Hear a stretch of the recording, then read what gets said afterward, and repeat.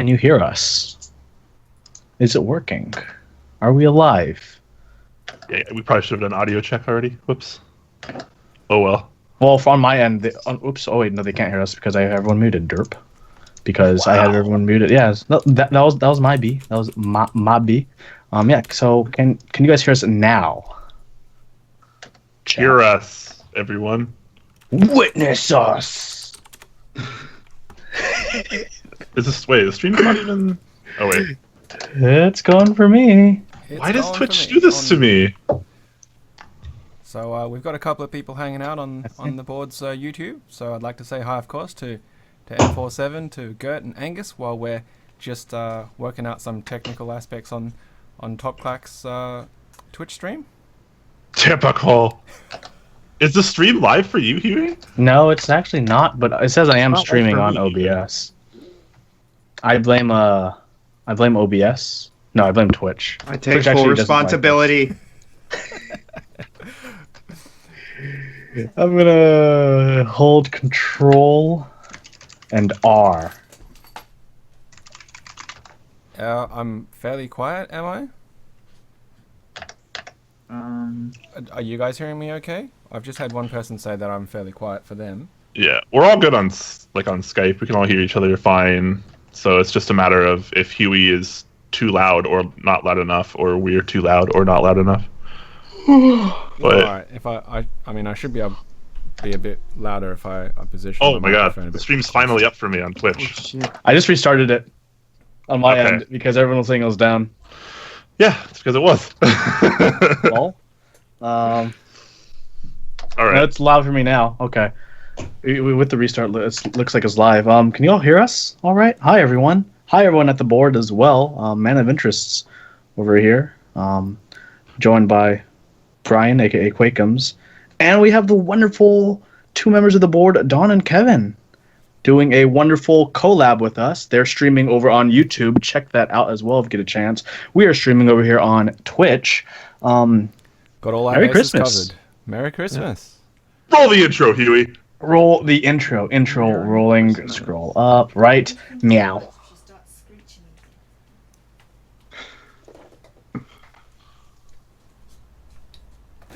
Bam. An intro.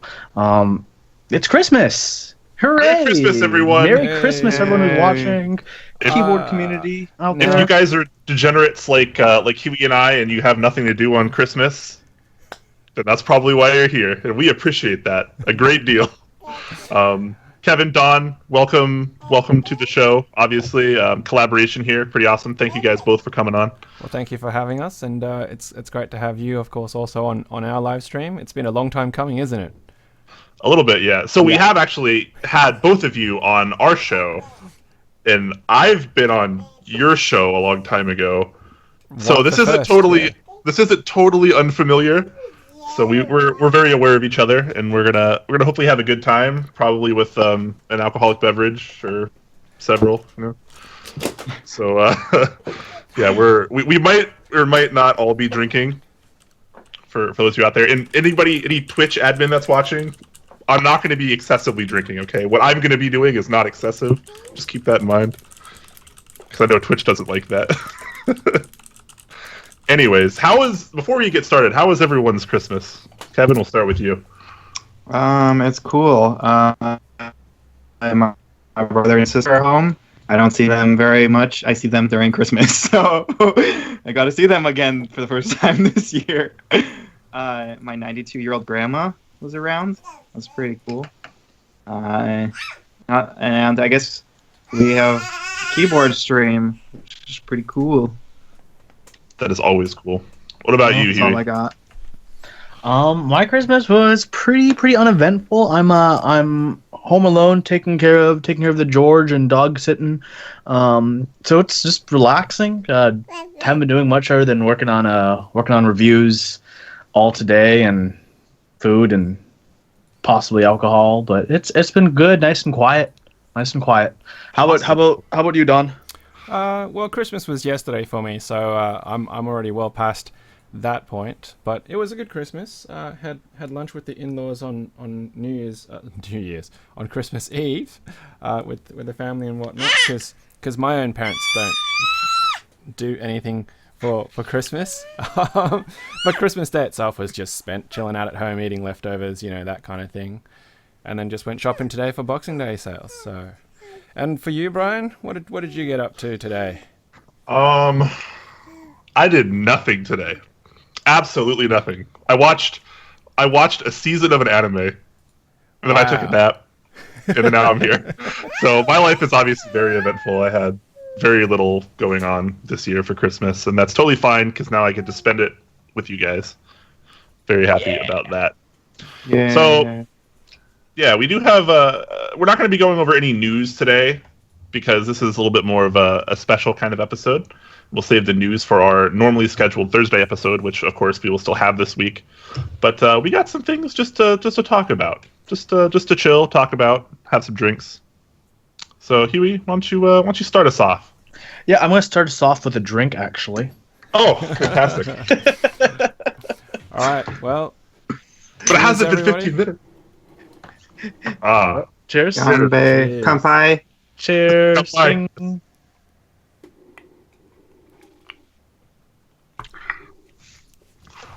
Oof, burns good, mate. So, I did want to start a conversation off. It is Christmas for most of us here. Although Dawn is still in the Christmas spirit, and like I said before the stream, that is what counts the most. So, I was wondering, Christmas and keyboards, those things can go together. You just have to be creative and BS about it. So, I was thinking about traditional Christmas traditions. Normally, growing up, you always hear your parents are like, "Oh, be good, otherwise you'll get some coal from Santa," right? And so kids were good because, yeah.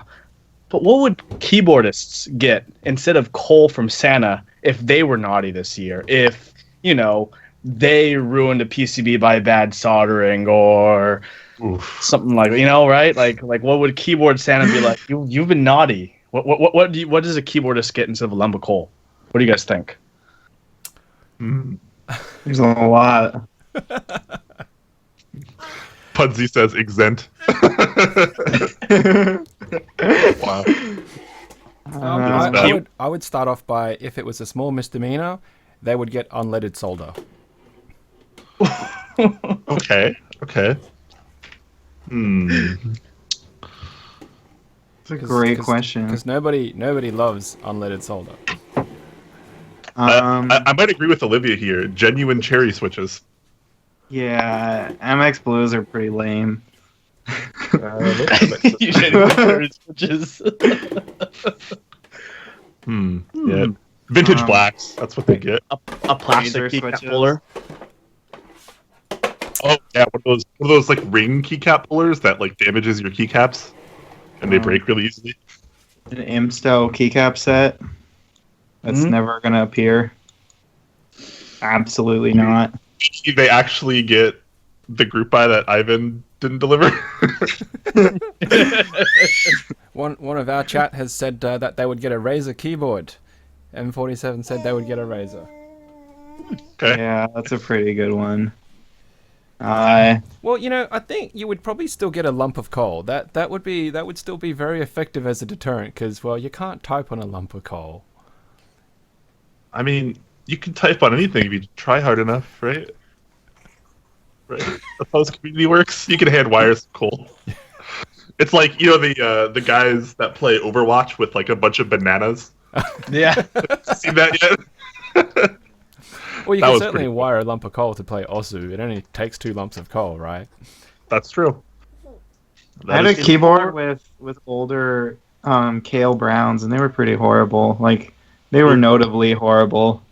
Imagine someone starts making a corded keyboard with coals, and you can keep your amount of coals you need down. That means you only need like 6 naughty children instead of like, the whole keyboard's worth of naughty children. I don't do anything with naughty children. Okay? We're going to stop that conversation right now. I just thought of something that would probably be the worst, and it would be an aluminium plate bent in 2 places. Because you're never going to straighten that out. Oh, man. Yeah, and aluminum bends fairly easily, too.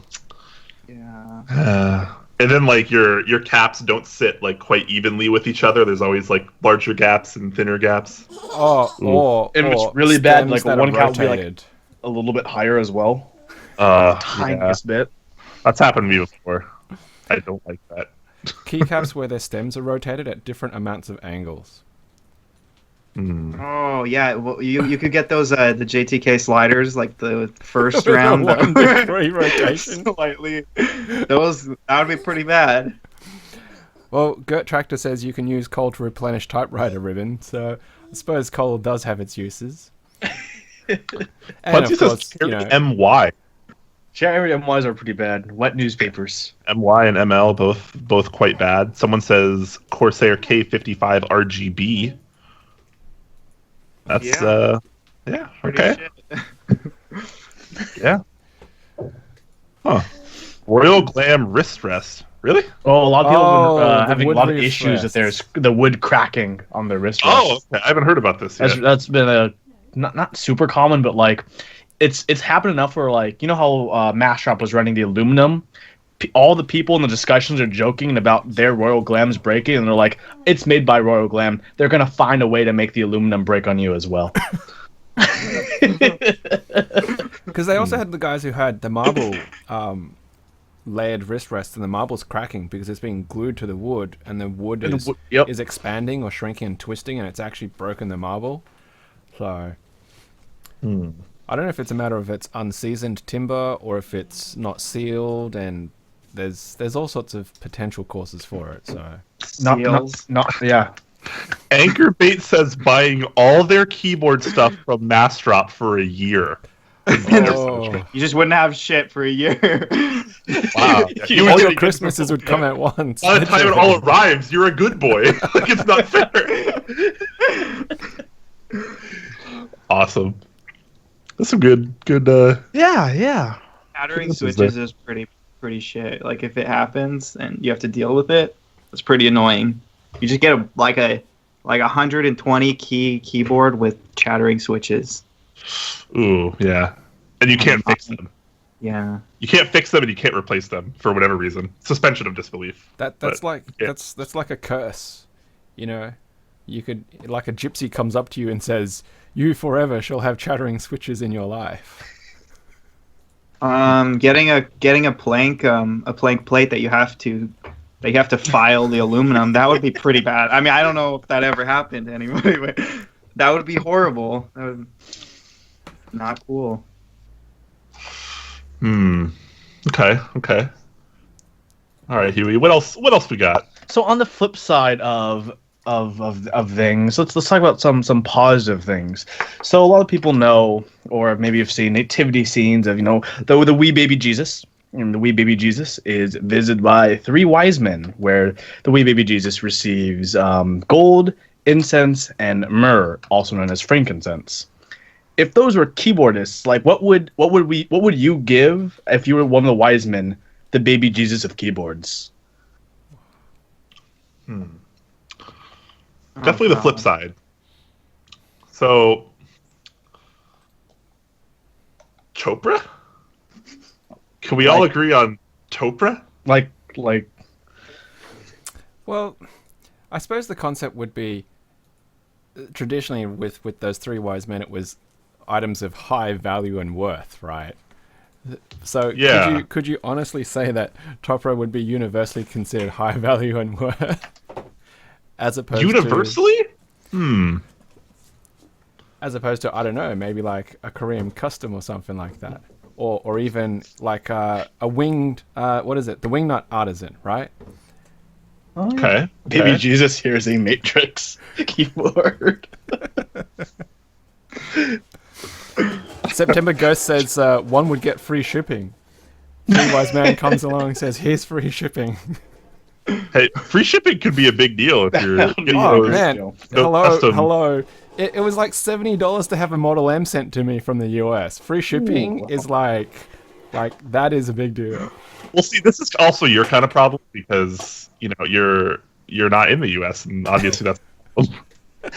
Hey, you just wait for the MXSS polycarb brass, because then shipping from Australia out to the US, you'll feel the pain in reverse. I'm used to paying like $50+ shipping on a custom, anyways. Very few customs are actually done in America. So one of ours, M47 has said 100 Zelio 78-gram switches, the mechanics fuel, and terminal keycaps. Whoa, that's practically a whole keyboard right there. Fiel, okay, good one. Someone, Jossie Brewer in our chat is saying Grandma's lube.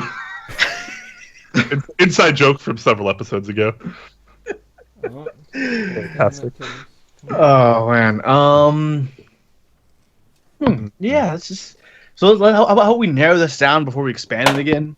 What if the three wise men had to give the baby Jesus switches?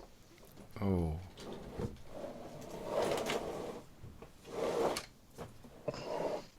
I would say box navies, at least one of them. Either whites or navies. It depends on if baby Jesus' fingers are strong enough yet when he's a baby. Holy pandas. Holy pandas, yeah, that's going to be a top for me. Did you go to the NorCal meetup, Kevin? I don't recall if I saw you there or not.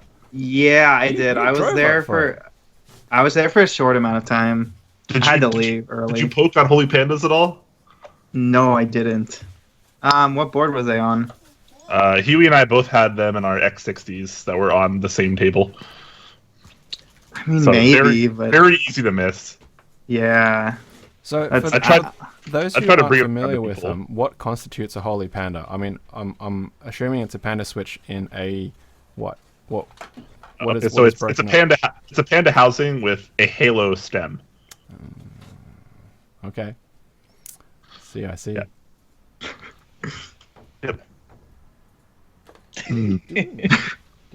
Cross. We're having a lot of people say Nixies in our chat. Man, they're more meme than any. Oh, I guess it's like mean. they're pretty mean. But would you like a- give the wee baby Jesus a meme?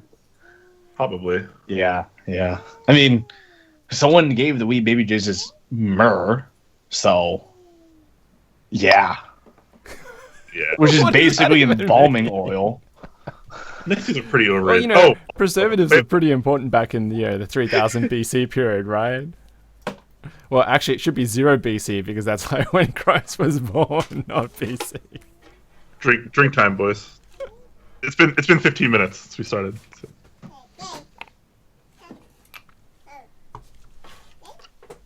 Okay, so I think so far we said we'd give the wee baby Jesus navies, holy Navies are good. pandas.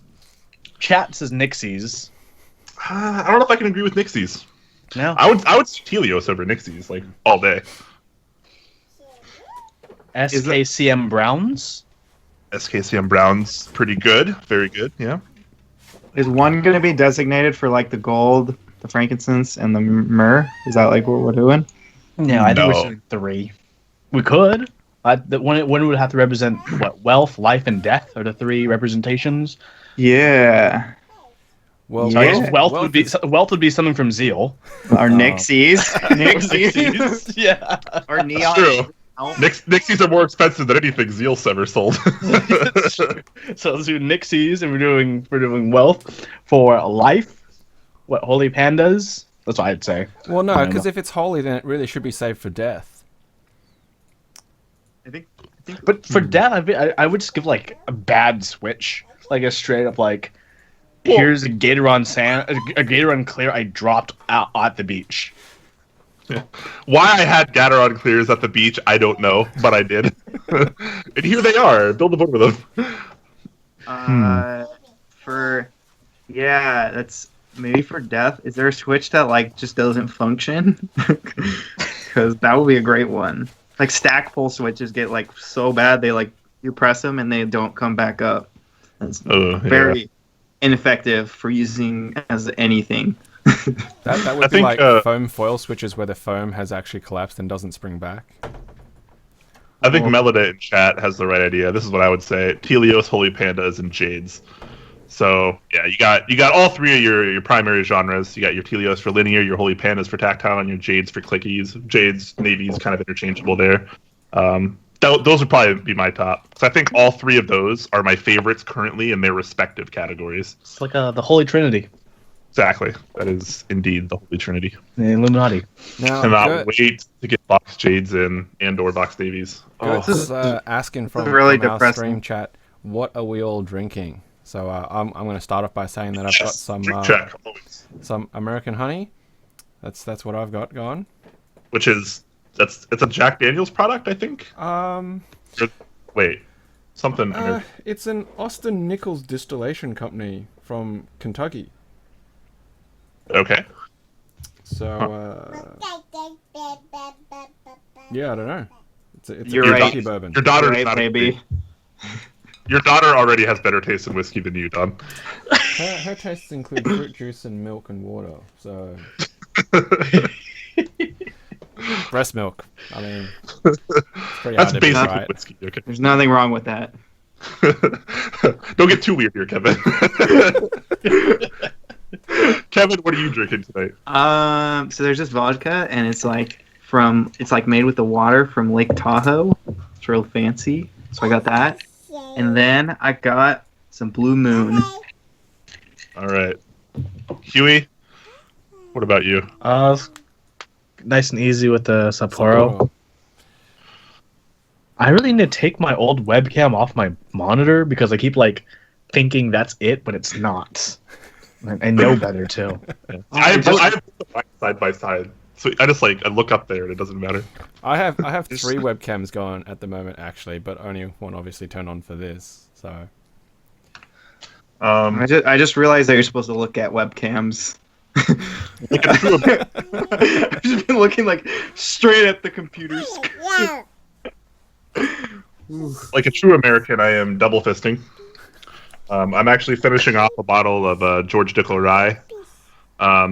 Definitely not one of my favorites, but it's not terribly expensive. And I'm also drinking Elysian Space Dust IPA. Again, not one of my favorites, but it's pretty high in alcohol. So, Are you feeling a bit diggled? not quite yet, but we'll get there. I still have a fair amount, fairly sizable glass of whiskey. This beer and 2 beers after this one, so I'm good to go for the show. Also, Pudsey, thank you so much for resubscribing with Twitch Prime. Appreciate that, buddy. Merry Christmas. Awesome. Merry Christmas, buddy. All right. So we established, what the three wise men would get in terms of switches. We talked about a little bit about naughty children and Kevin likes to coal. talk about naughty children. Of course, I'm just full of the Christmas spirit. A lot of people love Christmas trees. Christmas trees, pretty cool. A lot of work, but if you had to put a lot of work in a keyboard, I feel like it's fair to put a lot of work in a Christmas tree. But what if you combine those two things? What are some great Christmas tree ornaments that you could fashion out of keyboard stuff? I was thinking like keycap pullers is the easiest thing, just straight hang them on branches. That's convenient. I don't know if that's very good though. I You think put tassels at the end. I'm sorry, Kevin, but what when would you you- said what would tassels, you I got the wrong kind of tassel image. you would. Kevin, what would you decorate your keyboard Christmas tree in? You just drill. So you take a drill, and you take a clack, and you drill a hole in the clack, and then you put a string through it, and then you put it on your tree. Drilling holes through clacks. Very, very, very nice. That wouldn't trigger anyone at all. I approve. Love it. I love it. Yeah, it's worth it. Totally. The Christmas spirit. What about you, Don? What would your tree have on it? I would probably get like a brass plate, and then I would bend it around, and then you can bend bits and pieces and turn it into a star and stick it on the top, or you can turn it into cone shapes or whatever, or you could just take a hammer and beat it into a spherical kind of thing and hang it. So it's I relatively like the flexible. idea of having be like a conical shape or like a star for the tree topper. That's So we very- have our keyboard tree topper. We got a brass plate on top. We got some wire pullers with colored tassels hanging from the tree. We have some clacks and other drilled artisans, I imagine, hanging from the tree. How about you, Brian? What are you contributing to the keyboard tree? That's a good question. And I'm really trying to avoid the simple answers of things like switches and keycaps, which I think would be good ideas, but I think they're also a little too obvious. So, my tree would have smashed up PCBs sprinkled all over it for snow. Like GH6 PCBs. Like the white ones, you crush up PCBs and you just dust your tree with it. Yeah. Get back to me later. Are you going to also put them into lines and have a straw handy too? I mean, if you're going to party, right? We're going to talk about that, right?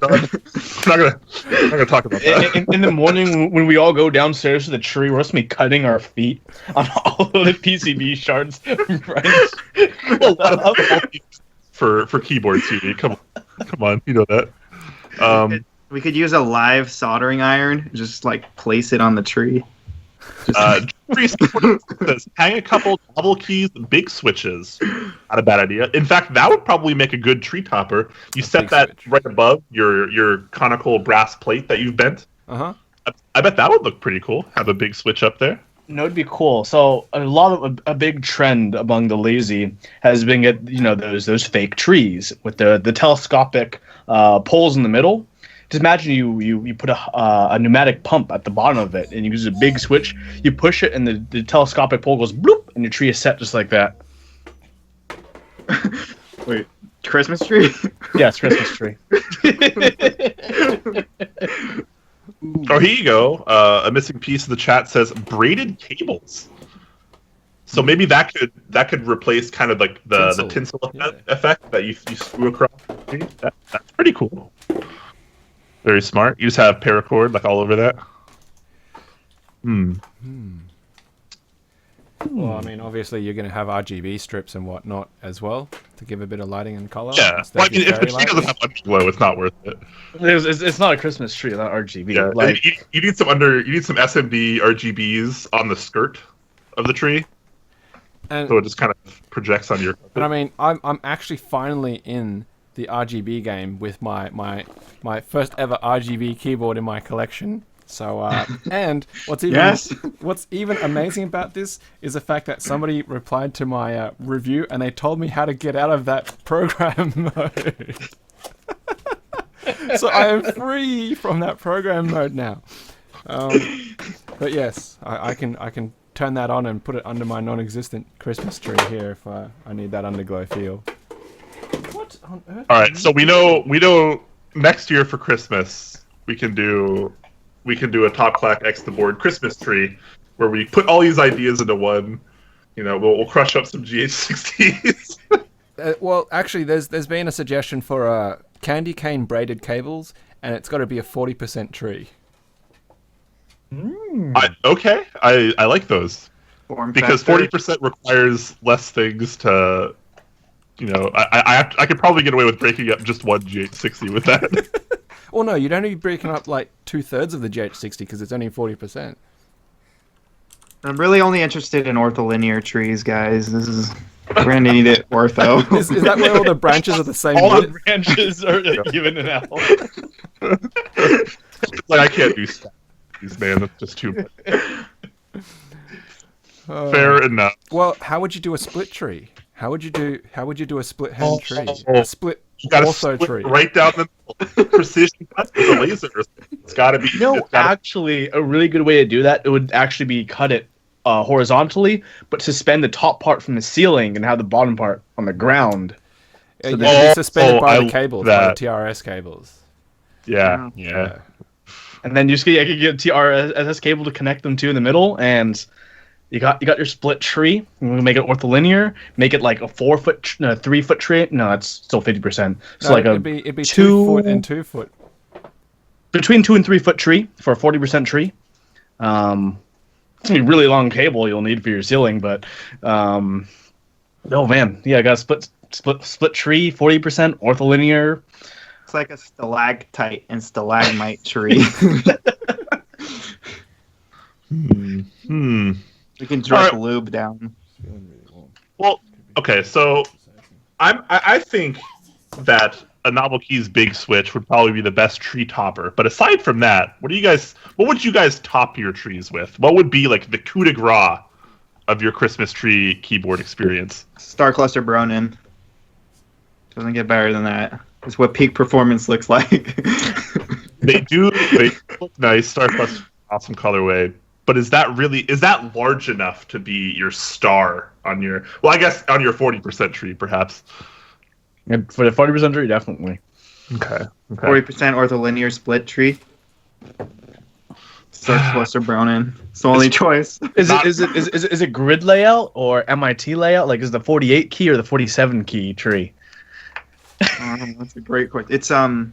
It's compatible. You can change it. It supports both layouts. Oh, that's wonderful. Bon CX says no tenting. Shake my head.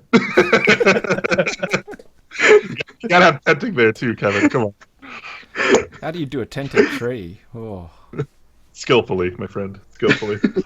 Well, I suppose the tree one half would be like at one angle, and then the other half would be like at another angle. It has to be ergonomic for you to hang the ornaments up.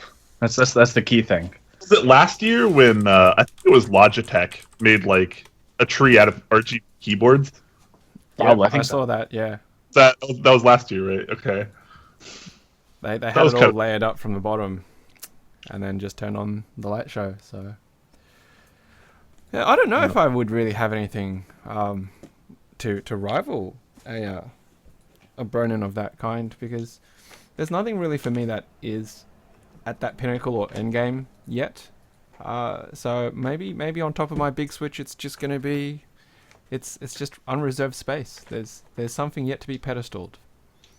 We don't know what Fair. that is yet. It could still be an upcoming artisan maker. It still could be the most mind-blowing, design of keyboard or key set. Like, I like to think that there is still so much more coming ahead for us in keyboards. Definitely, it's a good mindset to put. So for me, I would definitely go for a TKL tree, because I think the 40% tree is a bit small and it'd be a bit difficult, at least for me, because I have it with me and it's like the coolest thing I've got. I would undoubtedly probably just throw my Norba Touch on top of the tree, even though it'd probably collapse it and be like, that's done. But a nice Topper board on top. Norba Force, please. Norba Force. I'm sorry, Norba Force. Please. Oh, please. Well, we've had some suggestions here from our chat that it would be either a jelly key, could be a PBT double shot angel, star-shaped macro that controls the lights of the tree, or something that's just thick. Do they spell thick with two C's? They did. That's very unfortunate. Anyways, I'm kidding. Also, it's drink time, guys. Cheers to all of you watching too. I know it's Christmas and you probably have better things to do, unlike us. So we appreciate you coming and hanging out with us. Seriously, This is the best thing you could be doing right now. I agree, but I think it's safe to say not everyone would. Well, if that wasn't the think you're case, right. then they wouldn't be here, right? That's right. Okay. All right, Huey. Let's move on to our bigger discussion of This versus that. No. You know that's going to be a big discussion. No, it's not, but it could be. But All right, so pretty loaded question here, guys. Obviously, we want chat interaction too from both sides, both on Top Clack and the board's chat. So, and this is probably something that should be reserved more for a New Year's kind of question, but we're approaching that anyways. So, YOLO, as the kids say. What is everyone's highlights of 2017 in the keyboard community? And this can mean anything. This can mean community members, keyboards, artisans, key sets, products, whatever. What about 2017 made the keyboard community great and maybe not so great? So hang on. You want highlights and lowlights? Sure, why not? We have time. I'm going to be selfish and start first. And I think the highlight for my 2017 is going to be the fact that we're actually still here with a podcast series from here, obviously with the board, and you guys and your video stream series, Top Clack. I think the fact that we've both survived a 1-year birthday and we've continued to grow, we've got sponsors, we've got community support, and we're still delivering to the community, and they're liking it, they're loving it, enjoying it, and wanting more. That is a highlight, because we said that at our birthday episode a year ago. We had no idea where we were going with this, and now we're doing a collab right now on Christmas, and we've got people who are spending their Christmas evening with us. That, I think, is my highlight for this year. For low light, I think it's the fact that we still continue to have scammers on Mech Market. Now, I know, Brian, you have been a Mech Market mod in the past, and you've handed those reins over to other really capable and fantastic people, and it's just sad to see that still every so often, even if it's like once a month, once every 2 months, there are people who are still getting ripped off and scammed by people in the community, and that, I think, is just that's just balls. So yeah, that's for me. Yeah, no, I definitely agree with that. And man, not to add a whole lot to that, but it's even worse when it's people in the community that were once very nice, kind, active, trusted people. Respected people, yeah. Yeah, I'm not going to name names, but if anybody's been around for a while, you probably know at least a couple of them. Yeah, I'm sure Kevin does. And it's just, yeah, you probably know exactly who I'm thinking of. But yeah, and it sucks because a lot of these people were once very nice, active, helpful people, and it just sucks when it just goes to shit. And they scam people, and nobody wants that, obviously. I will say, conversely, I think that Mech Market has a much lower amount of scammers and shitty people, and the keyboard community in general has less shitty people than a lot of other hobbies and enthusiast grade communities. That's been my kind of view on it, at the very least, from what I can take in. Yeah. So all right, Kevin. On to you guys. By the lack of scamming I've got, I haven't been scammed as much as I would have anticipated with 200 trades now. Only a few. So I have actually not been scammed yet, so I'm waiting for my first scam. You should send me. I know you're out there. If you need to scam me, all right, we're gonna do this, I guess. See, my solution to that is to never buy stuff off Mech Market, so I won't get scammed. The only chance is if I'm gonna scam somebody. Yeah, I used to use Mech Market religiously. I never missed a post. I saw every single post, and I was posting every 2 or 3 days, whatever. And now I don't use Mech Market at all anymore, because I rarely buy and sell things. 'Cause I don't really have the money. And when I do sell things, I usually I post it in the Top Clack Discord, and I'm like, anybody want this stuff? First dibs before I post it on Mech Market, and everyone buys it. So I'm just all right, no need to use Mech Market anymore right now. Yeah, there is something to be said about selling to people who are going to be reliable. It just I'd be willing to sell to them less, exactly, so I know that I don't have to deal with any risk. Yep, most definitely. All right, Kevin, what about you for 2017 in the keyboard community? Highlights, lowlights, thoughts? I think that was my mom. Sorry. Totally fine. We appreciate moms on Top Clack and the board. Yeah, my grandma was in here a little bit ago, but you missed her. She's 92. 92. I thought my top ones these are just the ones that came to mind first. Was doing the board podcast, the Seattle keyboard meetup, because I was in Seattle at the time. That was pretty dope. KBD fans, they pretty much started this year, and they're killing the game. They're slayers. Bus Gamer, he blossomed like a flower this year. And Poison Summer was crazy. Poison Summer was insane. That was blowing my mind. Every keycap, I'm he can't do a cooler design than last week. And then it was cooler. Yeah. I mean, shout out to Marcus, because that dude was just putting out quality after quality for the entire... I couldn't believe that he was able to keep that up even. Yeah. So those are mine. Like the down part, like the sadness of the year. I don't know. I guess like the only thing is like scammers as well, and maybe like mass drop. Not necessarily like it's just like because mass drop hasn't been working out that well for a lot of different buys. It's been kind of crappy. Yeah, totally. I was also, I don't even know if it was this year, but I was really disappointed in the color that JTK, like the pink one turned out, because I really wanted like a magenta pink, like it was in the renders, and then it turned out like Valentine's pink, and I don't do Valentine's pink, so that's it. That's all I got. Okay. Huey, how about you? Yeah, me selfish like Don. I mean, one of my favorite big things was Top Clack. Like, decided to be like, let's go for it, Brian. I know, doing way more stuff with our own YouTube channel now, having fancier overlays like the one today. Yeah. Oh yeah. Before we forget, shout out to our designer Outrage Pudding for being a super swell guy, making this layout really last minute, like super last minute.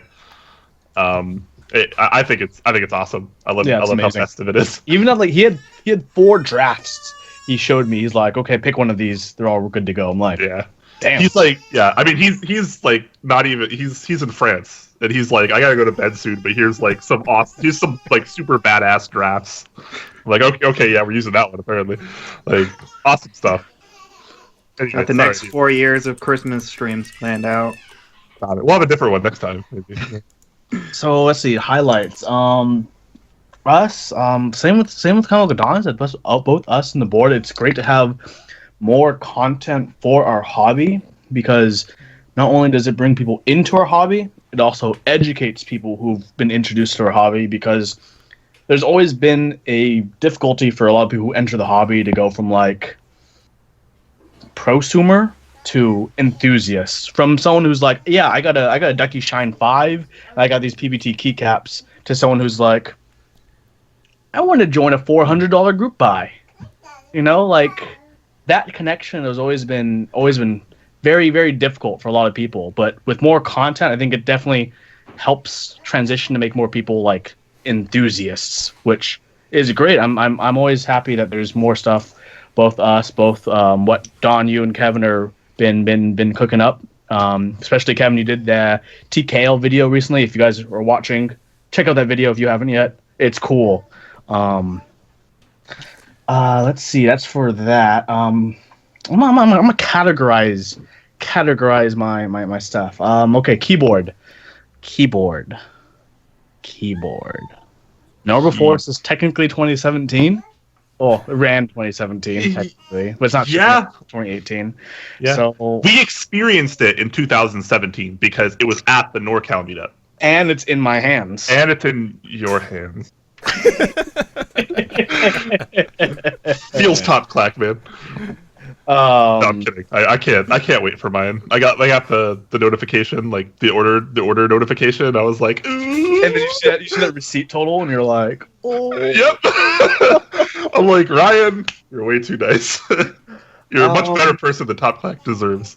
Let's see. Key set. My favorite key set of 2017, though. That would have to be... I'm thinking Muted, to be honest. Muted. Favorite key set of 2017, all right. Yeah, Rep Muted. J-Chan. So either Muted, Honeywell, or KA 2017. All pretty good options. And a very close fourth would be Kekon's Group Buy for Dolch, because it has the icon mods. What other I had categories written down, didn't I? Trend. My favorite trend was people not posting Magic Force picks anymore. That was so 2016. Yeah, I mean, it makes me laugh only because I saw that the dude who broke his Magic Force blue switch on the new list today. You guys know what I'm talking about, right? Like last year, because Magic Force came out and it was super popular. Like everyone and their mother was like, "Did you see this $40 mechanical keyboard?" So everyone was getting that to join the hobby, which is great. It's great for a lot of people to join the hobby. Yeah, I'm about to say, like, you can't really keyboards bash are the on the best, Magic man. Force. The Magic Force is actually like relatively good value for $40. Let's see. Next category I have is a hottest hunk of keyboards in 2017. Oh, yeah. Let's talk about the hottest. Let's talk about the most attractive keyboard enthusiasts. Meeting Rama in the flesh at Rama. the Seattle meetup, like seeing him there, having him say, welcome to the Seattle Mechanical Keyboard meetup on camera for my video thing. I actually got to meet him as well this year for the first time at the second Sydney meetup because he flew up for that. Wonderful. And like, he's such a quiet guy. Yeah, right? This is a wonderful individual. My goodness. Oh, he's great. He's great. Like a god sculpted him. Rama, okay. Saying Rama is the easy way out. Okay. That's the easy way out. Even if we all agree he's the most attractive keyboard enthusiast, aside from Rama, Thunder Down Under. Who is your go-to keyboard enthusiast? Wait. Go-to keyboard enthusiast or like best looking? Hottest hunk. Best looking. Hottest hunk. How about Platybear. Are you kidding me? That guy's such a goofy dude. I'm sure he will enjoy that. Gadgeville has some pretty awesome hair. Gabe has some really cool hair. I'm actually going to say nice. He's got that voice. Joris, for me, like that European look. He's got the youth. He's got a very simple hairstyle. He could be, poster child for a very long time to come. Actually, because I actually saw him in the flesh. Was it 20? Damn, no, it was 2016 technically, but Vector. Oh, I did see him in 2017. Did I? Yeah, I did see him in 2017. Yeah, because he went to Anaheim when I was living up there for. That was last year. No, damn, that was last year. Our Ninja says Vector over Rama. Really? Like, have I not? I mean, Vector enough? It's be attractive. No, people. Vector. Remember, Brian. Vector's a sleeper hit. That's Vector is. He's like a rock star. Vector is great looking. He's pretty cute. Oh man. I met yours in person. He was gorgeous also. Oh my gosh. You know what I'm gonna for me it's actually a tie between Outrage Pudding and Mike of Novel Keys. Mike of Novel Keys is totally my type. Imagine if I weren't straight, Mike would totally be my type. What if you put his beard on Outrage Pudding on Chris? Oof, I don't know. See, the cool thing is like they're both like super duper nice, but like they're not pushovers, and that's like my favorite quality in people. I don't know. What does chat think? Chat needs to be a little bit more active here. Obviously, we don't have quite as many viewers today because everyone's too shy to say who their crush is.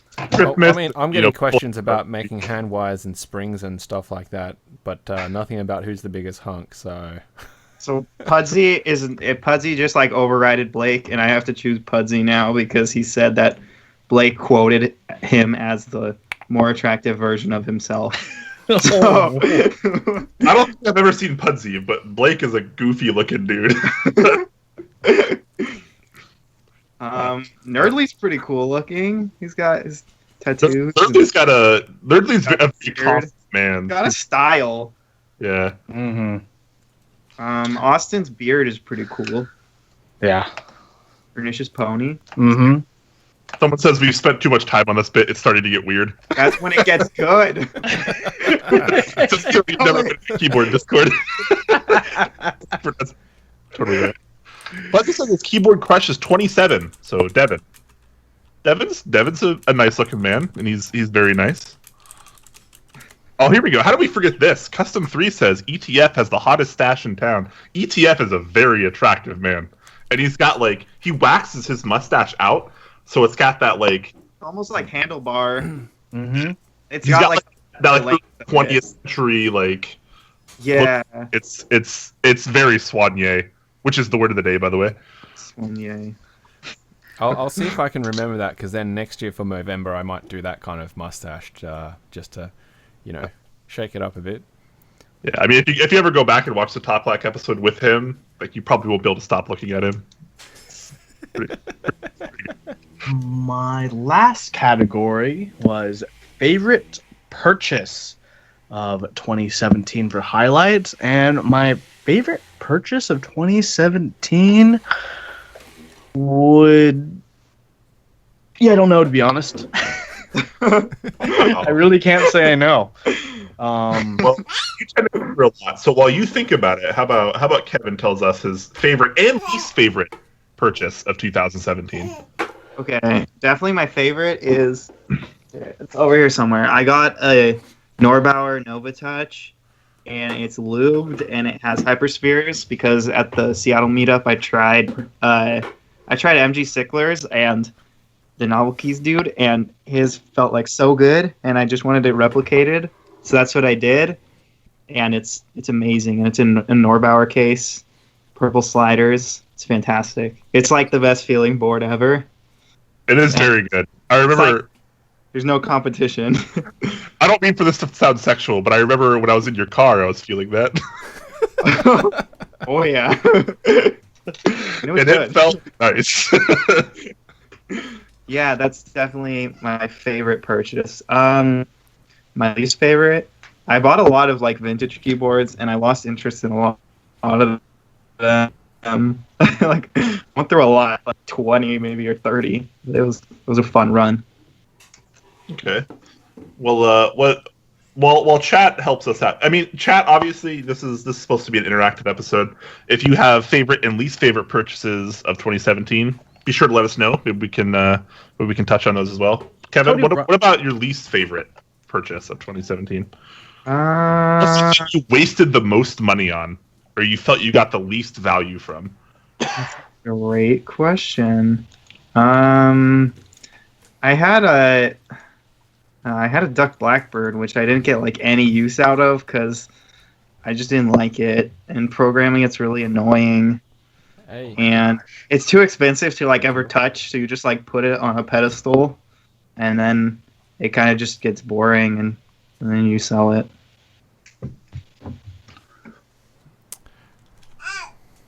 I'm glad I didn't have to say anything. You can just put Sounds like every duck board, Kevin. Yeah, basically. JTK was kind of, I don't know why, but JTK just got disappointing. Like, it's just like I waited so long for it, and I had really high expectations, and it just like, I don't want to like hate it because it's good for like what it is, but it just like wasn't good enough, and I'm just so super sad about how I didn't like it. Do you mean JTK key sets or sliders? JTK key sets. Like they're so close, and then they just fall short, like in the things that matter, and then I'm not happy about it. Yeah, I can agree with that. A missing piece in chat says, those poor souls who bought BKE boards at the height of their meme. Yeah, dude. Now referring to J-Chan's BKE Redux domes, which are about a very small fraction of the price. Yeah, I found a BKE board at eWaste, like at the very end of the meme, and I still cashed out on it. Yeah. We've had one suggestion, which was Taihao Fame. I'm not 100% sure if that was like the best or the worst, but I suppose for cheap keycaps, Taihao generally tend to be on the cheaper side. Whoa! Taihao Fame is the Taihao Fame keyboard. I got one of those. It's like the Taihao keyboard with the super nice like GMK thickness keycaps. Is that a vintage keyboard? Yeah, it's like I think it's the 90s, like early 90s, and it's the one that has Kairos Ran as a video on it, but it's like Alps keycaps that are like basically GMK keycaps. Yeah. So I paid $150 for it, and I'm very satisfied. Okay, Don. Yeah, Taihao used to make. For those that didn't know, Taihao used to be like a really, really good keycap maker for older Alps boards, by today's standards. And now their MX caps are maybe a little less desirable, but at least they're inexpensive, if nothing else. Mm-hmm. Well, I haven't really had much experience with Taihao except for the first, I suppose, custom key set that I got, which was these yellow OEM caps. I paid like $20 for them, and I haven't had any Taiha stuff ever since. So it's not like, because like Australia really just sucks in having nothing. You can stop a sentence right there. You can right? stop a sentence right there. Not everything here sucks. We got better dangerous animal killing things than you guys do. That's true. When I was in Australia. Yeah, we don't have enough dangerous animals in my area, unfortunately. But yeah. I suppose for me, best buy and worst buys. I don't have any worst buys because I don't actually buy very much in general. I don't have a lot of free cash for that, but when I do get the opportunity to, I try and pick my choices very, very carefully, as most people would with that kind of thing. I would say probably the worst experience in buying, as a extension of that, would be buying from Taobao. And I would say it's only because you're not 100% sure if you're communicating correctly, or if they pack the right shit, or like all sorts of things. You go, I want this, no, it's out of stock. I want that, that's out of stock. I can offer you this, but that's not what I want. So that was a really negative buying experience for me, unfortunately, in some ways. The best buy for me, I guess, would have been my PCB. And of course, that's very, self-centered in that aspect, but I think it was such a great feeling, and somebody had said to me after I did the video on it, it was like all my Christmases was happening before Christmas, because I was giddy like a schoolgirl that I opened this box and here it was, something that I had created. And I think for me, that was like the best money that I dropped this year, on having that physically, saying that is what I produced. So yeah. I like your baby. Yeah. But I can get a lot of them a lot cheaper. And a lot faster. It only took 5 days. Actually, so Boomboy said Tahoe is his bay. So I would say yes, he's definitely saying that it is the positive of the year. Sure. I mean, keycaps are always preference. If you're into Tahoe, then, there you go. More power to you. Very, very inexpensive. Brian? How are you? What are your ups and downs for 2017? Whether it's keyboards, key sets, purchases, memories, loves, old flames, beer. Yeah, my favorite purchases in 2017 tend to be whiskey, not keyboards. But if we're talking strictly about keyboards, which believe it or not, this is a keyboard show, I'm probably gonna go ahead and say the Fjell might be my favorite 2017 purchase. My least favorite purchase. Now that gets interesting. And now I'm going to struggle to think about it, when I should have thought about this earlier while you guys were talking. Well, You ever I've got a get a correction. JTK set? See, the problem with me is I tend not to buy shit. I just don't buy shitty stuff. Like, I know what I'm going to buy. Like, I know what something is like before I buy it. Well, you know what you like, so you're not going to buy something you're not going to like. Exactly. So, like, I don't recall the last time I bought something and I was like, damn, that was a bad idea. That almost never happens to me. So yeah, I mean, I did buy a Taihao Cubic set. Pretty sure that was in 2017. I don't love it, but it was also like $25, so I'm not that upset about it. Punsy says, bought E6, I don't buy shit. Bought X60. Punsy is trying to flame me. But you know what? I don't care. Like, I don't care. I love my X60. Like, straight up. I know the group buy was bad. I know it wasn't a well-structured group buy, and I'm past that, but I actually like the product. I like my X60 a lot. E6 has yet to arrive to me, so I can't comment too much on that yet. But, yeah. No Chance RPG says Quakeum's just doomed himself for 2018. You're probably right. I've had a question from Lovely Time on our chat, asking about, Sure. Is there an objective comparison between GMK and Cubic in terms of its profile? Yes. Yeah. So Cubic is a lot more closer to OEM, but it's just sculpted a little bit more like Cherry. But like the height wise, GMK is much shorter. It's a lower profile, and that's probably like the biggest difference aside from the actual material differences. GMK is ABS, obviously. Cubic is PBT. Taihao PBT tends to be very rough and grainy. Some people like that. I don't. GMK is a much smoother ABS experience. I like that a lot more, and I'm willing to pay the extra for that. As well as the compatibility, because at least for the Taihao set that I bought, it had no compatibility. If it's a standard TKL or 104, that's it. Nothing else. So I like having the extra compatibility, but GMK just feels far superior, in my opinion. Cherry Profile ABS in general just feels far superior. I've had a correction that I need to make where Boomboy didn't say that Taihao was his bay. It was actually Taobao was his bay. Taobao. Okay. Fair enough.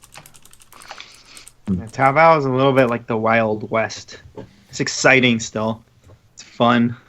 You never know what you're gonna get. It's challenging. Yeah, it's challenging.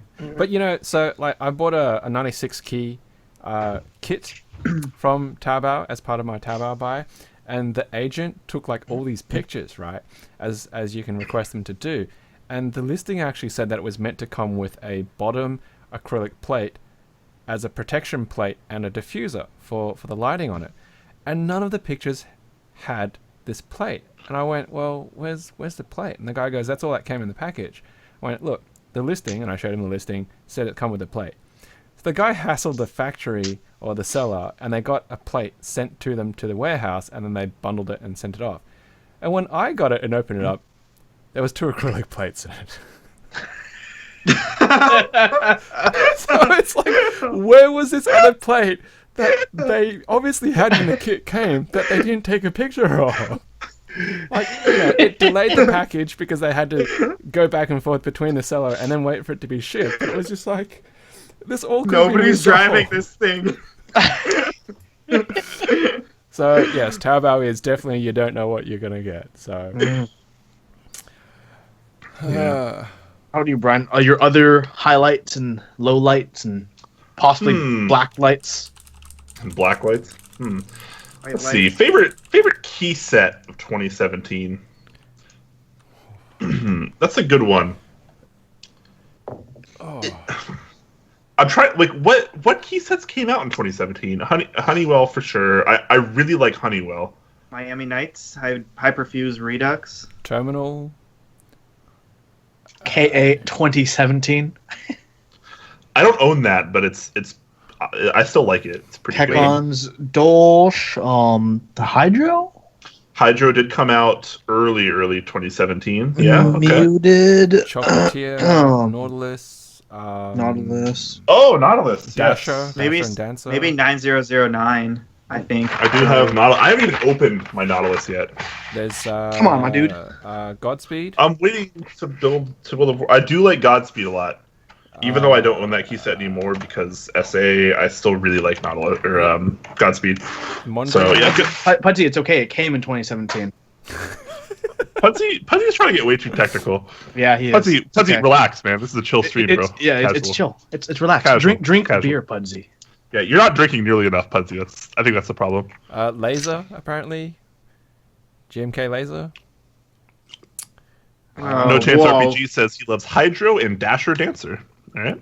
I like Hydro. Hydro's good too. I like Hydro. I like Nautilus. I like Honeywell. Honeywell might be my favorite set of 2017.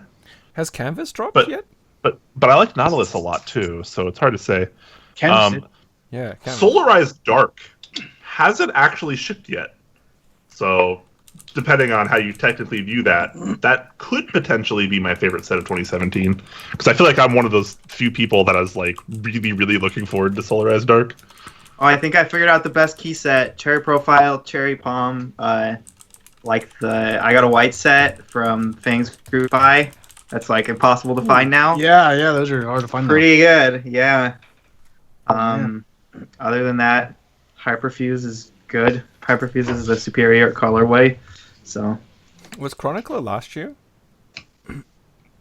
Yeah, right. That was 2016. I'm too disappointed in Chronicler to remember. I bought that. I made a mistake. We were wrong. That's understandable. Expert. Oh well, To your actually. Cheers, gentlemen, and to Top Clack and board listeners. What's the meme from Prometheus that's like, we were so wrong? That's what I think about every time I think of Chronicler. XDA. Missing Pete says Oblivion.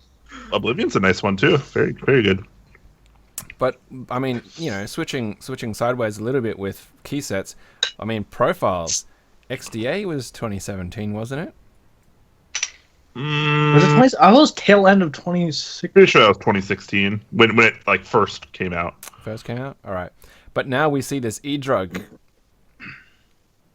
Is E-Drug new? Oh, the new mix, the mix one by The mix one. KBD fans. By KBD. Yeah, actually, we're gonna be ordering that for review. But yeah, it's a mix of DSA and SA. SA. It's like OEM high SA kind of. Kinda, yeah. It's really interesting. Is that what the PPS is? Is that what it's called? No, that's Korea. No, it's on the news doc, Brian. That's all I can say. Read the news. Sorry, we were not even using the news doc today. I'm sorry. Both Kevin and I are really keen to check this out, and yeah, so am I. I haven't ordered it yet. I'm seeing what kind of finances I have post Christmas, but it's laser infill, right? So that's a little bit not my thing. That's so for me, the laser infill is a disappointing thing, but the fact that they're PBT keycaps is the advantage because it's really easy for them just to make white keycaps and then dye sub for the people who want dye sub PBT. Well, see, I was saying, can't you do like a reverse dye sub and then laser cut away the layer that you've dye subbed? You can, right? Because if that you get sounds white possible. PBT and then you do a very quick black dye sub over the top and then you just laser etch off that black layer, would that not be like clean? It depends. Wait, so I mean, if you laser it, maybe like the laser cutting, like the lasering leaves it as some color, right? Like, is that because normally they like infill it afterwards, and that's where it gets the color from. Yeah, it comes from the infill because when you laser, it burns plastic, so it's black. It might just be like an etched, like there's those like etched keycaps, which are like they're like laser infilled, but just like no infill basically. I think they're on one of those like Chinese sites, but what would be the benefit of doing that over just a traditional dye sub cap? Well, no, because then you can have the reverse dye sub. You know how they were trying to get the light legends with the dark background? But that's already a thing. KBD fans are already doing that. They already have sets with it. Yeah, but some of the issues with that people were having was obviously the crispness and the edges of that. Yeah. Whereas with laser cut, laser etched, you've got a much sharper legend and higher sort of fidelity. I the see quality what you're saying. of the legends. Yeah. So you laser the edges of the legend itself, not the keycap. Okay. Yeah. Interesting. I think that's what Kevin and I are saying. You still need to infill. Well, okay. It depends on if the actual lasering does burn the plastic to a different color or not. So. Yeah. Fair enough.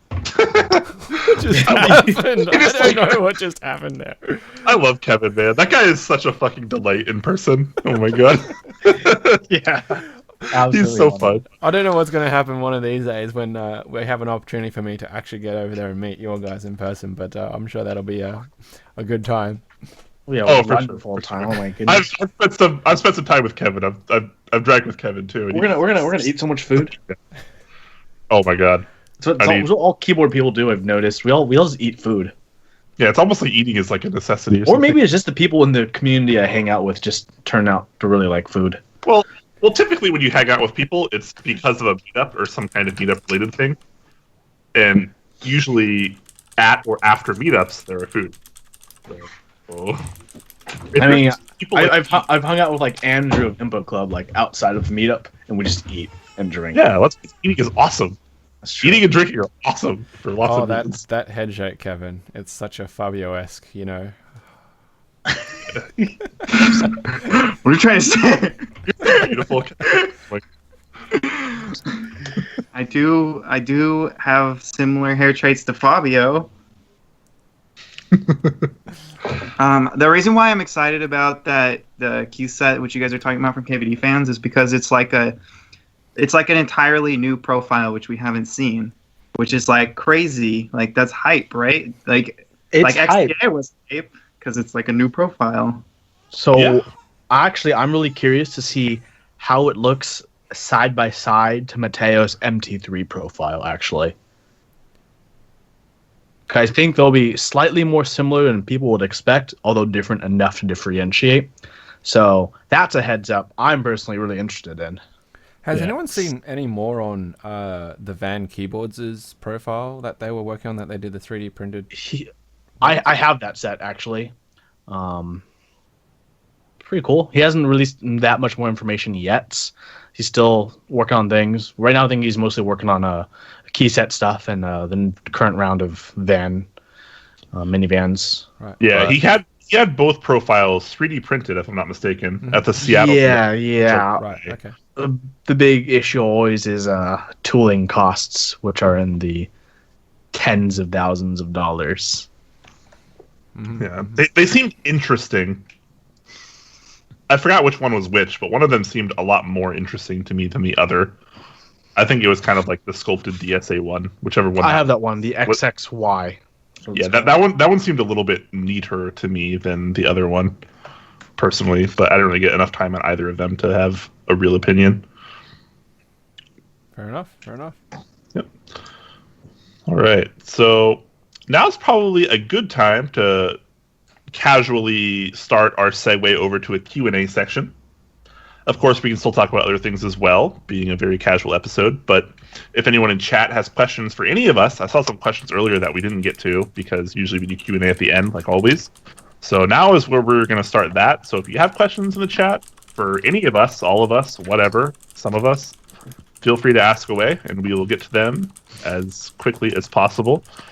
You can use the tag in our Twitch chat at PopClack, and that'll show us that we can get to it a little bit sooner. A versus B. That's what I want to talk about. All right, yeah. While we wait for questions, Huey's gonna start us off with. So it's in the Twitch chat. I don't know if you need to post it to the Skype chat for Kevin and Don. Normally we talk about pancakes and waffles per the norm, so I decided to find some more Christmassy oriented pancakes and waffles. Why is it green? Why is it green? What the hell? Because life is tough, Kevin. They messed it up. It was good when it was brown or tan colored or whatever waffles are. Okay, so I'm actually gonna make a slight correction earlier. Someone called me on it and they were right. And let it be known that Quakeums is okay with being proved wrong. So when we were talking about Taihao Cubic earlier, I mentioned that my set was PBT. It is not. It is ABS. Someone in chat corrected me, and I didn't address it then. So Amateur. I apologize for that misinformation. My Taihao Cubic set is ABS, though it does still have that very grainy kind of plastic feel that Taihao PBT tends to have. So it does feel very similar. I'm fixing a computer for a friend, and the board that I have the Taihao Cubic on is what I'm actually using for that, because it's like a standard TKO. So I've been using that, and it feels very grainy, whether it's ABS or PBT. So, anyways, back to the very festive holiday pancakes versus waffles. What does chat think here? Pretty split. Couple B's, couple A's. I think more A's. Down. I think people are more down the bacon. To be perfectly honest, as opposed to like M&Ms in their waffles. Okay, waffles are better. These pictures are totally screwed. Honestly, this is really biased. Okay, as a waffle advocate, I demand a recount. As a waffle enthusiast, As a representative of the waffle community. I've got a question from Bogot, who Of course. asks, what are all of you guys' favorite colors? interesting question. Okay. Question. I'm going to start with that because my colors are actually, they've been the same since I've been very, very young, and that's just most medium to dark shades of green.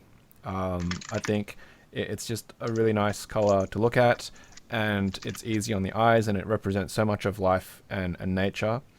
And of course, now with keyboards, PCBs, which is really fantastic. And of course, some of my favorite switches, which are greens.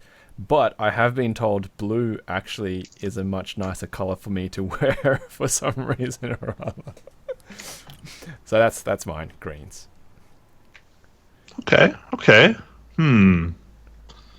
What about you, Kevin? Favorite colors? Hyperfuse colors. Bam. I like magenta, pink. So like magenta, pink, teal, purple, and white. Hyperfuse, high five. Hyperfuse. Hit it. Wow. Both of you just go around showing your unreleased boards like it's nothing. Hyperfuse too. Well, I'm showing my unreleased board in green because and it's got green switches in it as well. Fair enough. Yeah, Brian. I have two of. Oh, I hate to cut you off, but I'm going to anyways. Yes, do it. I have two of my level prototypes here. So this is the keyboard I designed. If you guys haven't heard about it, it's called the Level. It's a 65%. It's low profile, and it has an aluminum case with an RGB PS2 AVR PCB. And I have another one, and I will be sending one to Brian to build eventually. And that's the entire marketing budget of the project. So you see, Brian gets one, and his co-host doesn't even get one. Like, I gotta pay for one if I want to get one. You missed. Okay, that's true. Yeah. Rough. So here's what was supposed to be the final round. I have like 10 plates that I've had made, trying to perfect some little details, but we're not there yet. The check engine light was on this project for a little bit, but we're gonna get it back on track and figure it out. 2018, let's go. Sorry, go on.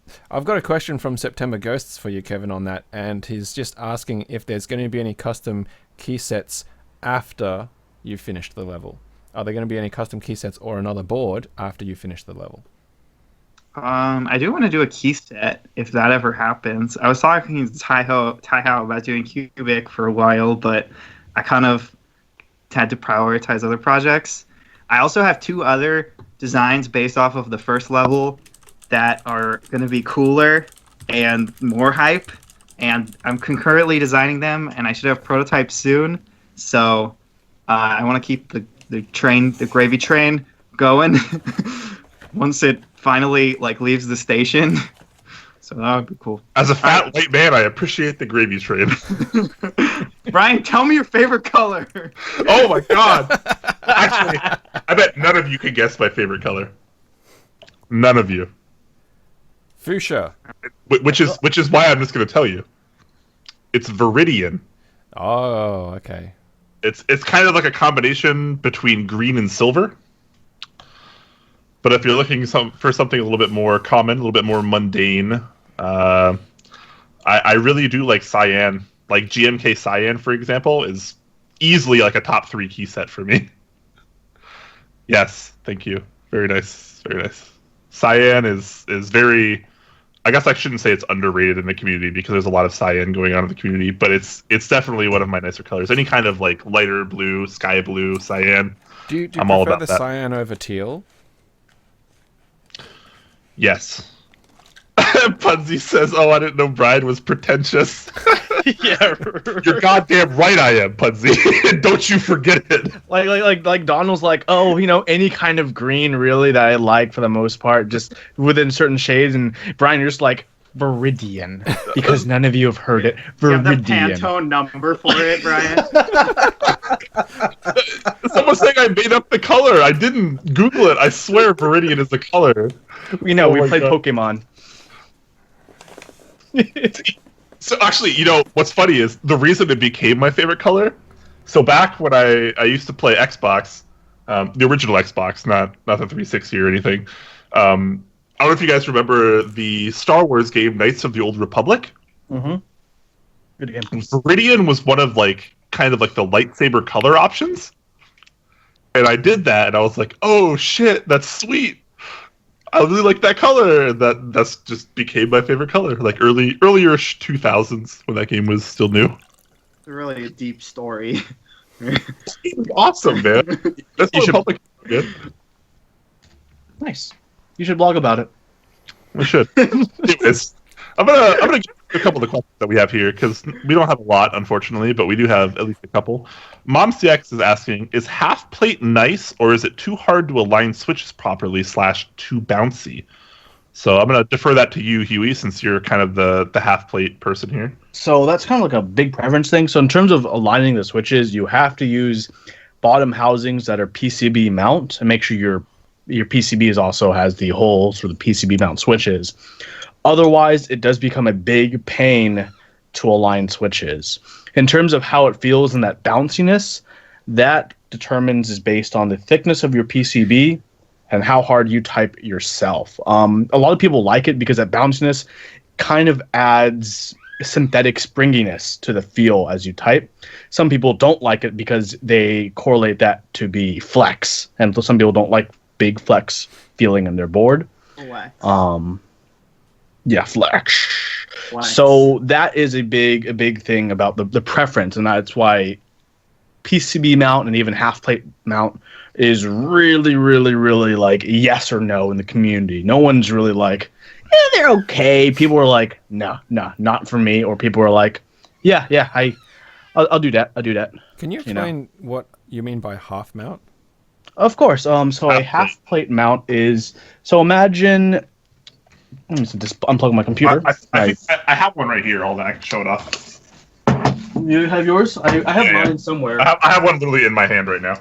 Okay, so imagine a plate for 60%, but the plate only covers the numbers, the modifiers, and the Right. bottom row. The alphas are unmounted. Traditionally, it's usually the alphanumerics, which also include the top row. But usually for stability, they'll also do the number keys as well if it's a 60%. So is that plate that you just held up there, Brian, one that you've modified by cutting through, or is that actually manufactured that way?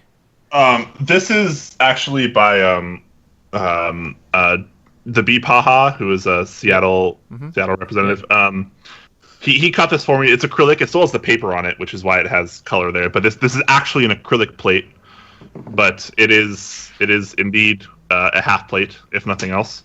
So like Huey mentioned, it has no plate portion for the alphas. So when you're typing on the alphas, it's like you're typing on a PCB mount build, and then we're typing on the modifiers. And in this case, the alphanumerics, or just the numerics, I mean, that will also be on acrylic. So kind of preference. I mean, PCB mount is a very old school thing. A lot of people really like old school kind of styles. I know a lot of the older. I mean, I'm not trying to segregate age here at all, but a lot of the older veterans in the community, a lot of people prefer that PCB mount feel because it's a little bit more raw, a little bit more natural. You're not hitting against a plate. You get the full experience of the switch and the PCB that way. Some people like it like a lot. Some people don't. Okay. All preference as always. That's pretty cool. Yeah, I PCB mounted a board of mine and I hated it. I think it's stupid, but I like thin plates. Like I like acrylic plates more than I like aluminum plates, so I'm weird. Yeah. No. People don't really understand how plates work sometimes, but like, yeah, plate material can be a lot bigger than people think, and metal isn't necessarily the greatest thing. A lot of people, especially these days, polycarbonate is coming back in style.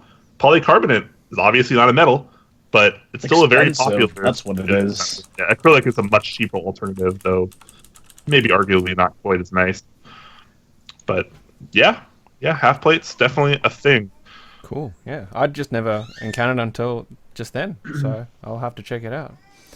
I've got two questions from our chat here. One is, what is your all-time favorite keyboard, which is a big question. And then the second one, which was a bit more related since it just came through, was what is your dream plate material? I will answer that as soon as I get back from the restroom. All right. Well, while he does that, I will give my answer in sequence too, because I don't want anyone's questions to be left out. So my all-time favorite keyboard is always going to be hard, because when you talk about keyboards, and especially like the people that have been around for a while and have spent actually like a fair amount of money in this hobby, most of them gravitate towards custom keyboards. I don't really use keyboards anymore that are like stock off the shelf. Like I don't go and I buy like a Cooler Master or a Philco or a Corsair or a Razer. You know, like those don't really exist in my realm anymore. It's just like, you know, I buy this case and then I buy this PCB and then I buy this plate and then I buy and or tune these switches and then I use these keycaps. Like to me, like that's a keyboard now. Like right now, I'm not using like it's not a keyboard kit. Like I'm using the Clipe case, which is designed by Leandrin over at Mechanics, Norwegian. And then I have, you know, I don't remember what PCB I have in here, but I have some PCB in here. Then I have a brass plate from Leandrin also. And then I have Kale box Pale Blues in here, which are awesome. Those are from Novel Keys. And then, you know, I have, you know, random stabilizers, Genuine Cherry, and the GMK keycaps. Like to me, the keyboard is kind of always the sum of all of its parts when it comes to customs.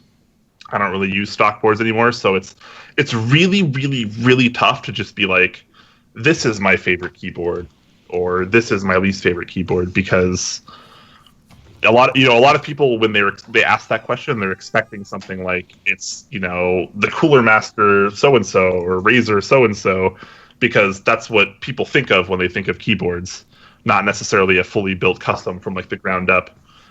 So really, really tough to say. I think that question isn't really specific enough to people like at least Huey and I to be able to give a very proper answer for that. As well as detailed info on like plate materials, I don't know. I don't know what my dream plate material would be, because I feel like you're asking us to pick a plate material that either doesn't exist yet or something that is like way too expensive, and because we haven't tried it, it's hard. Like, because you don't know how a plate's going to feel until you try it. So I can't say something is my dream material without knowing what it feels like, if that makes sense. I think that's also going to be an issue, because your plate material feels change on what kind of keyboard it ends up in too, because of the mounting points on the PCB and the case, and if it's a, you know, like if the plate's a top mount as part of the case, and so on and so forth. So exactly, yeah, a lot of variables, especially. I don't know if this user that is asking the question is newer to the community, but there's a lot of things that go into the feel of the keyboard. It's not just one thing. Like it's, you know, your obviously switches are a big deal. Your plate's a big deal. Your housing's a big deal. The way it's mounted is a big deal. Your keycaps are a big deal. The desk surface that you're typing on can be a big deal. So there's a lot of variables that go into it that a lot of people really don't think about. And once you start building custom keyboards, especially from various parts kind of thrown into one mishmash, then it starts to make a lot more sense. And anyways, sorry now for taking that up so much. Huey's back. All right, Huey, favorite keyboard and favorite dream plate material. Current favorite. I don't have a single favorite keyboard. I have 3 I will give you right now. My 3 favorite keyboards are my Norba Force, my HHKB, and my X60. My Norba Force has lubed 55-gram Nova Touch sliders with GMK Hyperfuse, the Norba Force case. The HHKB has BKE lights, lubed Topra sliders with Just Systems High Pro keycaps and silencing foam, and a Hasu Bluetooth controller. And my X60 has a stainless steel plate with GMK Dolch by Kekon on top, Holy Pandas, and a fake PC. No, a Sprint PCB. Yeah, yes. All right. Favorite dream plate material? Copper. Ooh, okay. Just because of the way it looks, or something else? Yeah. All right, fair enough. Both. Yes. All right. Kevin, we're going to move on to you, but before that, we must drink. No.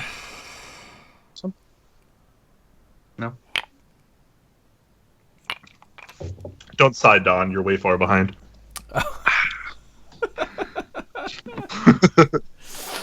Anyways, Kevin, tell us about your favorite favorite keyboards and plate materials. Okay, so like, this is a hard question. Also, I would say that like, you have to have like a favorite keyboard that's like a keyboard that you would buy like early in your keyboard career, which would probably be like a FC660M, because I thought that keyboard, like, that was a keyboard that which pretty much got me like into the hobby.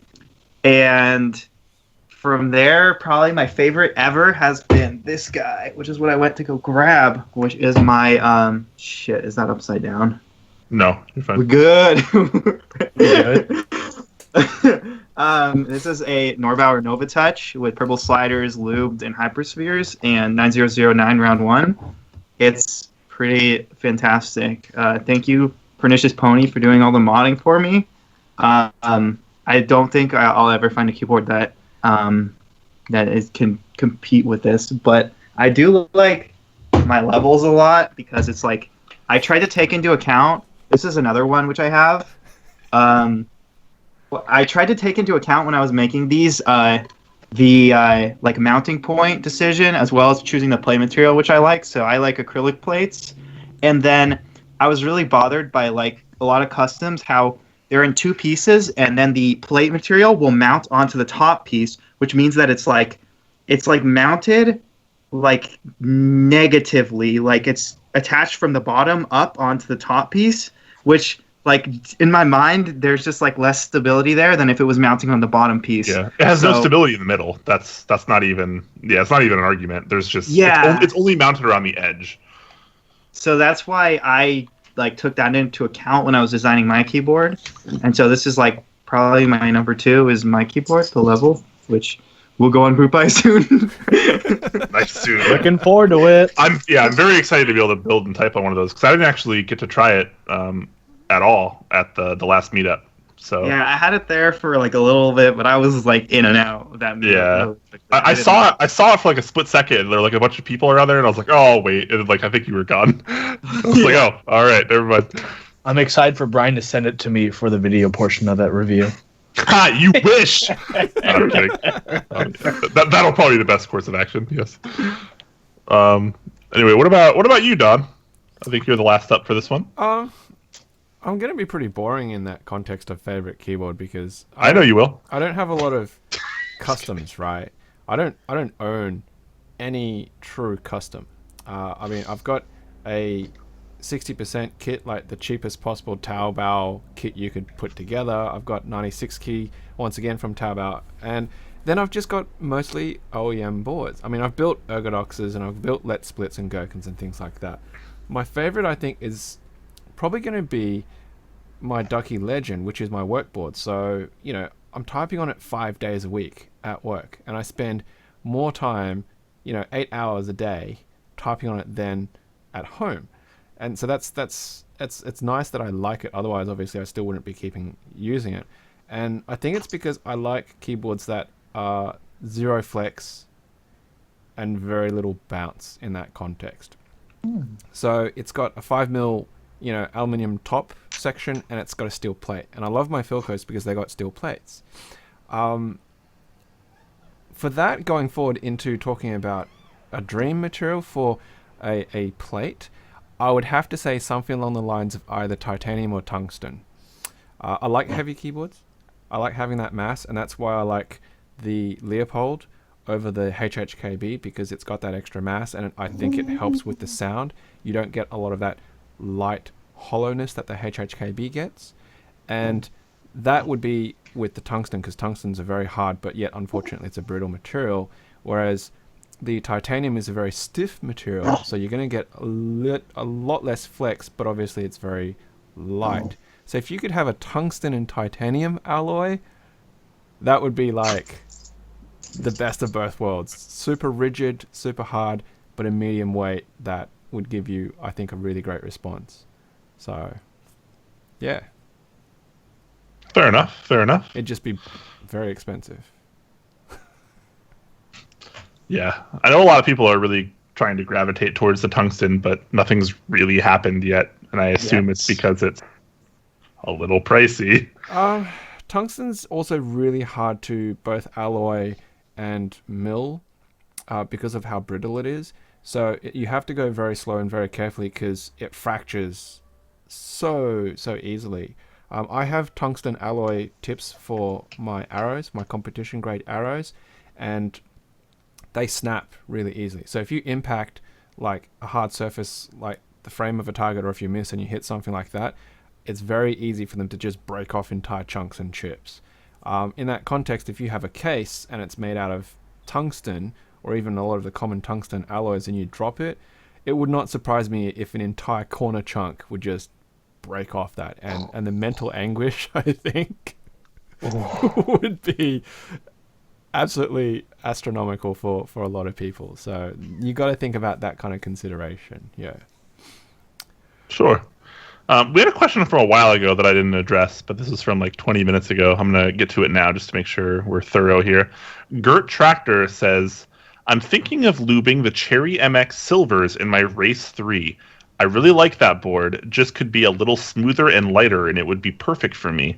I was thinking I could swap the springs, but I would probably only want it 5 grams or so lighter.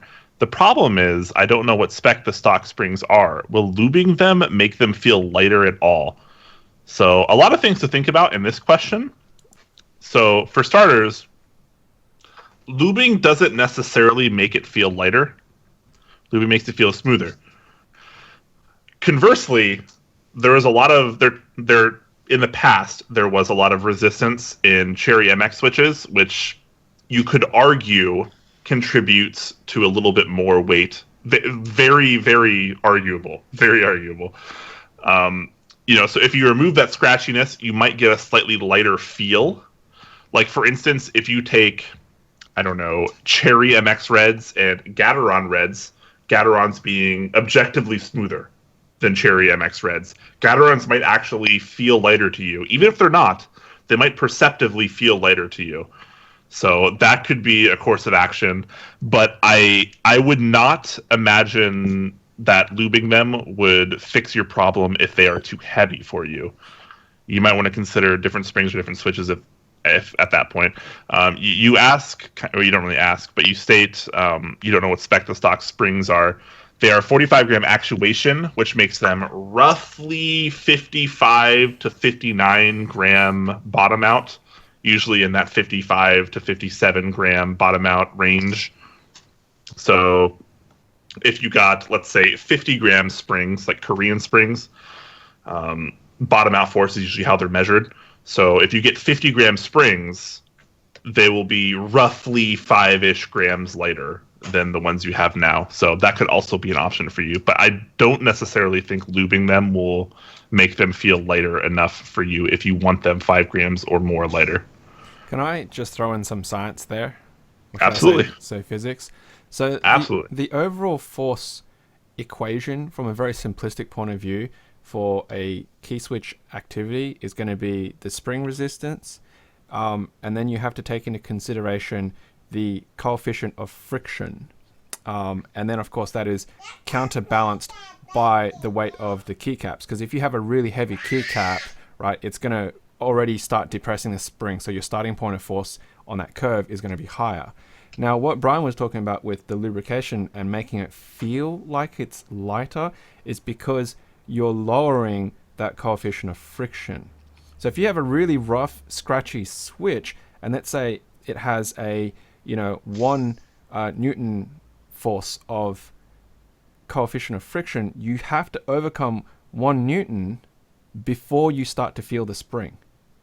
But if you lubricate the switch and it drops down to, say, 0.2 of a Newton, then it's a lot less force to start moving that switch, which is why it feels like you're actually having a lighter spring. But in reality, the spring weight hasn't changed. It's just the total force has changed. Conversely, on that aspect, if you start off with super light keycaps versus very heavy keycaps, like if you went and got brass keycaps and they're like 5 grams versus like a 1 gram plastic ABS keycap, then you've actually got less force that you need to use because it's already probably broken past a certain point on that curve. And then obviously the travel distance changes as well, and so on and so forth. So it's like we were talking about how a keyboard feels and sounds, how a switch feels will also have all these factors adding into it to get that end result. So that's just something to think about as well. Most definitely. And, most people probably aren't going to be using metal keycaps, but even in plastic keycaps, PBT is a denser, heavier material than ABS. So in the same kind of vein that Don was saying, PBT keycaps will, in theory, whether you perceive it or not, biologically, it will make your switches slightly lighter because PBT is a slightly denser and heavier material than ABS per se. So, you try the different combinations, get what you want, but chances are if you're trying to remove 5 grams or more of weight, you're probably not going to get that just by lubing. Just have to add 5 grams to your keycaps. Which is tough, yeah, because... No, it isn't. So I used to play tennis a lot, and lead tape was a thing. Just buy lead tape, cut it into small pieces, put it underneath your keycaps. You can easily get 1 to 5 grams, no problem. Okay, yes, there are very interesting home remedies to this. You can always add weight to your keycaps in some format, I guess. just wear gloves and wash your hands after you do your mod. Yeah. I'm not sure what's happened to Kevin, but his frame is frozen for me. Mine or Kevin's? Oh, Kevin is frozen. Maybe he's just staying really still. Kevin, are you alive? He froze on a great frame though. That's a fantastic look for him. He's like, what the hell? Well, we don't know necessarily what happened to him. Hopefully he'll come back soon. But until then, the show must go on. There we go. He's just dropped. No, he's gonna mess up my thing now. He's just dropped. Uh-oh. Now, while we wait for that, I have another question from September Ghosts as well, which was, what do you want in a Switch but think will never happen? That's a really, really tricky one. Wow. That's a fantastic question. What do I want in a Switch that will never probably happen? My lifelong aspirations to come true. On a more serious note, it's hard to say because it's hard to think because people don't think with their fingers, they don't think with their hands and their wrists. They think about the typing experience as a whole. So it's hard to really justify what we might want in a Switch other than like weights, distances.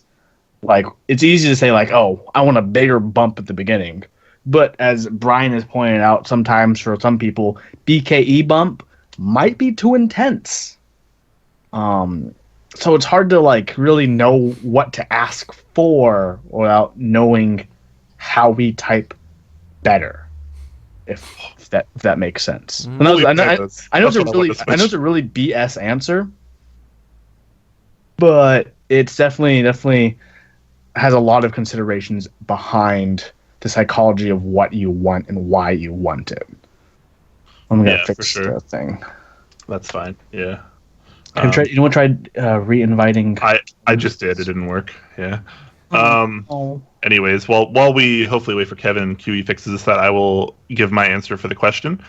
So, for those of you that probably don't know me, if you're maybe a board listener and instead of a Top Clack listener, you might not know too much about me. I am primarily a linear switch user. I don't care quite as much for tactile and clicky switches. And when it comes to linear, obviously there's no bump to, adjust or, make alterations on. So it doesn't matter how big the bump is, where the bump is, etc., how the return is.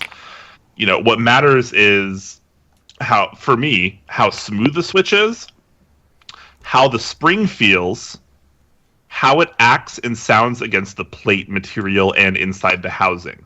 Those are the big concerns for me. So for me, I need smooth. I don't want friction. I don't want any. If I have the choice, I want no friction at all. Obviously, because any kind of scratch or roughness or sandiness, quote unquote, is not necessarily a good thing to me. I know some people it doesn't bother, and that's totally fine. And more respect to you, but I like a very smooth switch. I want to feel the properties of the spring and the plate and the plastics over any kind of roughness during the press. That's just me. So for me, a switch needs to be perfectly smooth. The spring has to be very interesting to me. And to me, that means very quote-unquote bouncy. So it needs to have a lower actuate, like there has to be a wider gap between actuation and bottom out, because I like the feeling of a lot of weight between those 2 points, because when the spring bottoms out at a much heavier weight than the actuation force, it gives kind of like what I like to call the pillow effect. So like it's a little bit harder to bottom out, but I still do it. It's like a what's the term I'm trying to think of? It's like pushing on a Newtonian fluid. Yeah. It's like a forbidden Actually, thing. yes. It's like a forbidden thing, right? Like, you're not supposed to bottom out switches. We've learned that in the past. We've learned that with Halo switches, with Hako switches. Input Club are very smart guys, and they say, they know that on mechanical keyboards, you're not supposed to bottom out. But you know what? Most of us do anyway, including me. So for me, that extra feeling, that much more padded weight between the actuation and bottom out is freaking incredible. I love that. And even though I'm not supposed to bottom it out, it makes me want to even more, because it feels so much more interesting to me. So I need a very interesting spring. I need smoothness, and last but not least, I need a good sound.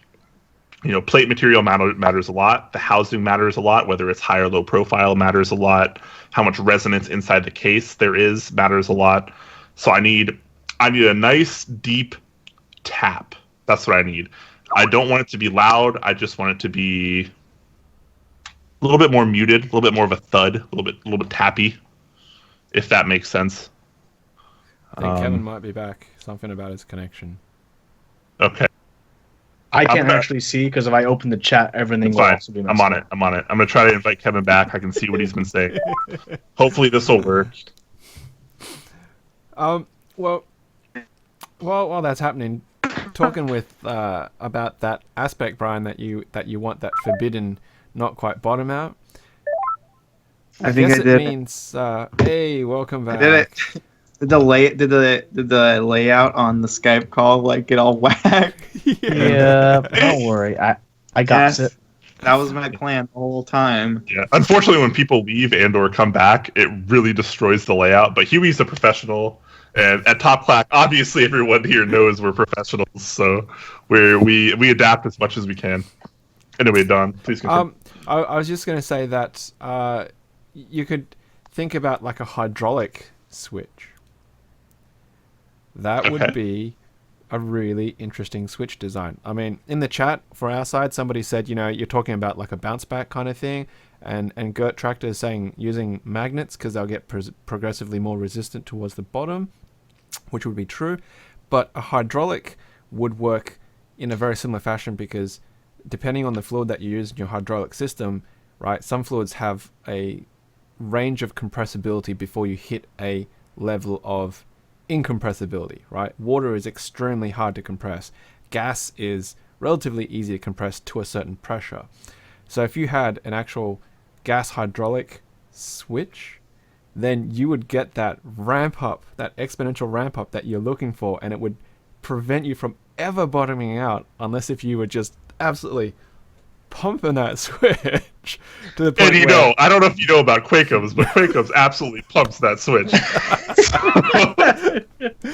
But then you could have built-in safety valves and things like that, where you could actually hit that point and it would have a gas release, and then you'd get the bottom out, but then on the bounce back it resets that seal and valve, and then you can go again. So I think that would be very interesting if someone could design a tiny ass hydraulic It sounds switch. like it would be very expensive. Is the issue? Well, Yeah, that's what I was going to say. It sounds really cool, but it also sounds really impractical. yeah, but for you got to a remember the keyboard question enthusiast. is, what would you like in a That's true. switch that's never going to happen? That's true. That's true. Very, very fair to the question asker. You are right there. Anyways, Kevin, welcome back. Hopefully your internet is holding up for us now. In your absence, you were missed. Yeah, we are on the same question we have been on since you left, I think, or while you left. Of what would be your favorite switch that doesn't exist effectively?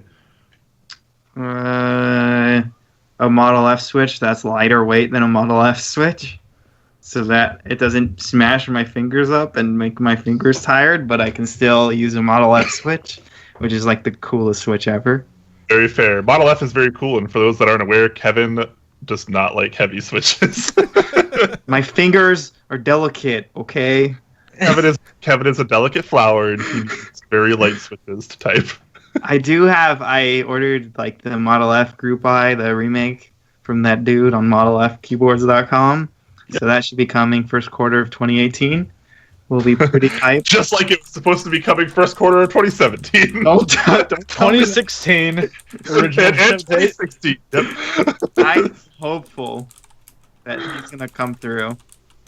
Absolutely. I hope so, because it's a very cool board, if nothing else. Yeah. Huey, did you answer this question yet? I give a BS answer. Does that count? BS answers definitely count. All right. So I'm going to move on a little bit more in our chat since we're still a little ways behind and we have a couple questions to come back from. Gertractor also asks, I was thinking of getting a Topra for my next board, probably an S660C. Apart from size difference, what are the pros and cons of the Leopold compared to a Real Force? Very little, honestly. The size is the main thing. They both use genuine Topra setup. They both use a steel plate for the slider housings, and they both use a plastic. You know what? I will actually give the FC660Z has one giant advantage over a Real Force 87U. I think I know it. It has 4 rubber feet on the bottom. That's not what I was going to say. I was going to say the programmable chip from Hasu, but that too. Right? No, so Kevin actually brings up a very good point. Like, this is a super good point. So if you really value programmability in your keyboards, FC660C is better because community member Hasu, very smart guy, actually makes a programmable controller for it, whereas nobody currently makes a programmable chip for the Real Force. Ryan, I need to ask you something. Can you say FC660C 5 times for me?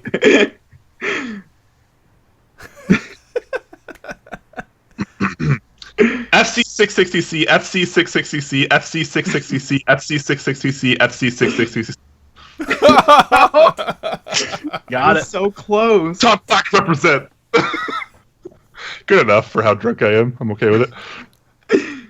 All right. But anyways, back to the question. Yeah, so that's something to consider. Obviously, size difference is preferential. Layout, obviously, very, very, very subjective. Some people need that TKL. Some people, like me, like a little bit smaller. I actually prefer the 660C. I think they're both fantastic typing experiences, both stock or modified even. But yeah, like Kevin brought up an incredibly good point of programmability. So if you don't care about programmability, then it doesn't really matter as much. If you do care about programmability right now, the 660C is definitely the better option because you can actually get a means to program it fully, whereas you cannot with the Real Force. Also important if you care about having an adequate amount of rubber feet on the bottom of your keyboard. Just saying, it is a big deal when you type. Because bump-ons do not exist, Huey. Fantastic. hey, the fact that I have to do it extra is a small minor annoyance that when I'm paying $200+ for a keyboard, I would expect it out of the box to not have to wobble around, or for a lot of Real Forces, have to bend it back into shape because a lot of them come unlevel. That's one of the issues that I have with my HHKB is the plastic case doesn't meet flush and it flexes. You have to. Yeah. You have. When I originally got my original case for my 87U, I took the board and I held it like this until I could put it down and it'd be even. That's what I actually did. I never had to do that with my HHKBs. Not with my HHKB, just my Real Force. My HHKB came absolutely perfect. I was going to say that the Real Force does have a case. It already has some case options, but good luck finding them. But it'll have the Norbauer one soon. The Norba Force, which is an amazing case that Huey is probably going to show off right now, even. Review coming out like tomorrow or the day after, I believe. And honestly, you don't need more cases because the Norba Force is already so freaking cool. Like, let's see if I can show you the texture of it. I was like, whoa, what is this? And like I just sat there and typed on it, and I was like, this is incredible. Yeah, Norbauer did such a good job on those cases. They're so cool. Yeah, for anybody that wasn't aware, we actually had him on the show, not last episode, but the episode before that. On you can check us out, Top Clack's YouTube official, and it was fantastic. Norbauer is a really, really, really interesting guy, more so than you probably realize, and he did a really awesome job on these cases. So very looking forward to the launch of these. All right, we do have more questions though. Non-keyboard questions, cool. Those are totally fine too, by the way, guys in chat. If you weren't aware, you can ask non-keyboard questions. That's fine. Olivia is asking favorite drink. I'm assuming alcoholic here, but take that as you will. Kevin, start with you. Silver City Tropic Haze IPA. Silver City. Wow, that's yeah. Silver City's like that's 10 minutes away from me. So that's interesting. Yeah. It's a beer that local to me. Yeah, I had it a lot when I was in Seattle. Silver City is an incredibly popular brewery out in Washington in general. They distribute all of their beers, most of their beers. Pretty wide range in Seattle. I have a lot to say about Silver City, but I guess that's for another time. What about you, Don? What is your favorite alcoholic beverage? I don't think I really have one. I don't drink enough to know 100%, but I would say if there really, really had to be one, it'd probably be port. A good Australian tawny port would probably come close for me. Port wine? Is that what you're... Yeah. Okay.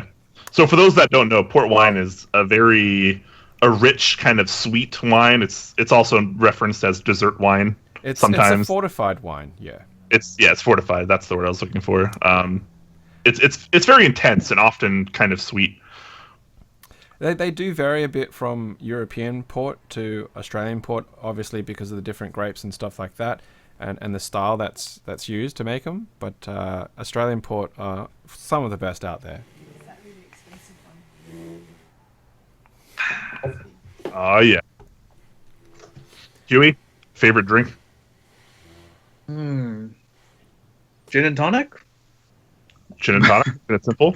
Do you at least have a favorite gin?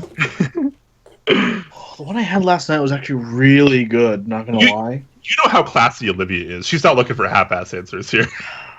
No, she's probably not even in chat anymore. It's okay. She's like in the future. That's probably true. Do I have a favorite? No, I'm still searching for that perfect gin, to be honest. Because if I had that perfect gin, I wouldn't be drinking gin and tonic or gin and juice. I could drink gin. Like a baller. Like maybe. Shot caller. Actually, 20-inch rims on the Impala. As someone that drinks a lot of alcohol, I will tell you right now that very few people drink gin straight. It is not usually something straight. It's how I work on growing chest hair. If you were like me, but get implants. Just get implants. Yeah. I have enough hair to spare you. We can collab. We can share. I got you, man. Top Clack represent. So I actually, for those maybe listening from the board that might not know too well, I drink a lot. Not necessarily quantity. There's nothing wrong with that. It's just quantity, although I also drink a lot quantity-wise. But I like to drink a lot of whiskeys, a lot of decent whiskeys and decent beers. My absolute favorite whiskey right now that I prefer to drink the most of is probably Old Forester 1870 or Old Forester 1892, I think is what it's called. 1892, 1893. I think those are both super duper good values. It's like roughly $40-ish a bottle before taxes. In Washington, we have outrageously silly liquor taxes, like 30%. So it winds up being like a $50, $55 bottle for me. But normally it's roughly closer to a $40 bottle. And Old Forester, awesome whiskey. I like that a lot. I also like Templeton Rye, even the 4-year, which is about $32, is also really, really, really nice. As far as beer goes, I'm a down home. I like to support my local breweries, and we have one in Washington called Bale Breaker. They have an IPA, which is my favorite genre. Hot butter. I think that beer is absolutely perfection. My favorite. There you go for them. We have another question by Baka Gaske. Say, favorite Switch for gaming and or typing? So obviously this is a pretty loaded question. Polar pandas. I think probably all similar or exactly the same answers. So I will start. If anyone has alteration, go ahead and say it doesn't matter. You use whatever you like the best. It doesn't matter if you're gaming. It doesn't matter if you're typing or doing some other weird, obscure thing that isn't those two things. What works for you is the best Switch. And I don't really discriminate against any Switches for that reason. If I had a gun to my head, I had to pick one that I liked best for gaming and one that I liked best for typing. I would say for typing, I don't really care because it doesn't matter. And for gaming, I would probably not use Topra because I don't really like it for my particular gaming style. I float switches a lot, which means I have some of them pressed part way. Not pressing them at all sometimes. And with Topra, it's a little bit harder to do because Topra has such a force that if you part way, you like that. So, Brian, you're cutting out in and out, by the way. am I? I think. Yeah, a little bit. Darn. But I think we got the general gist of what you're saying. Yeah. Yes. Anyway, move on. Kevin, favorite Switches for gaming and or typing? Lubed, purple slider, hypersphere Topra, or vintage black 60 gram. But those. Are you much of a gamer too with those Switches, or just typing? I was Masters League for like 5 seasons in StarCraft. Bala, Wow. Kevin, shot caller. flexing hard as gaming nerds. When the Masters League was only like 1% of the total, even though it was supposed to be like way more than that. So I had to play like way more than I wanted to get Masters League. But yeah, not that much anymore. But I still really like those two Switches. Topra's really good. Topra's such a refined Switch compared to mechanical Switches.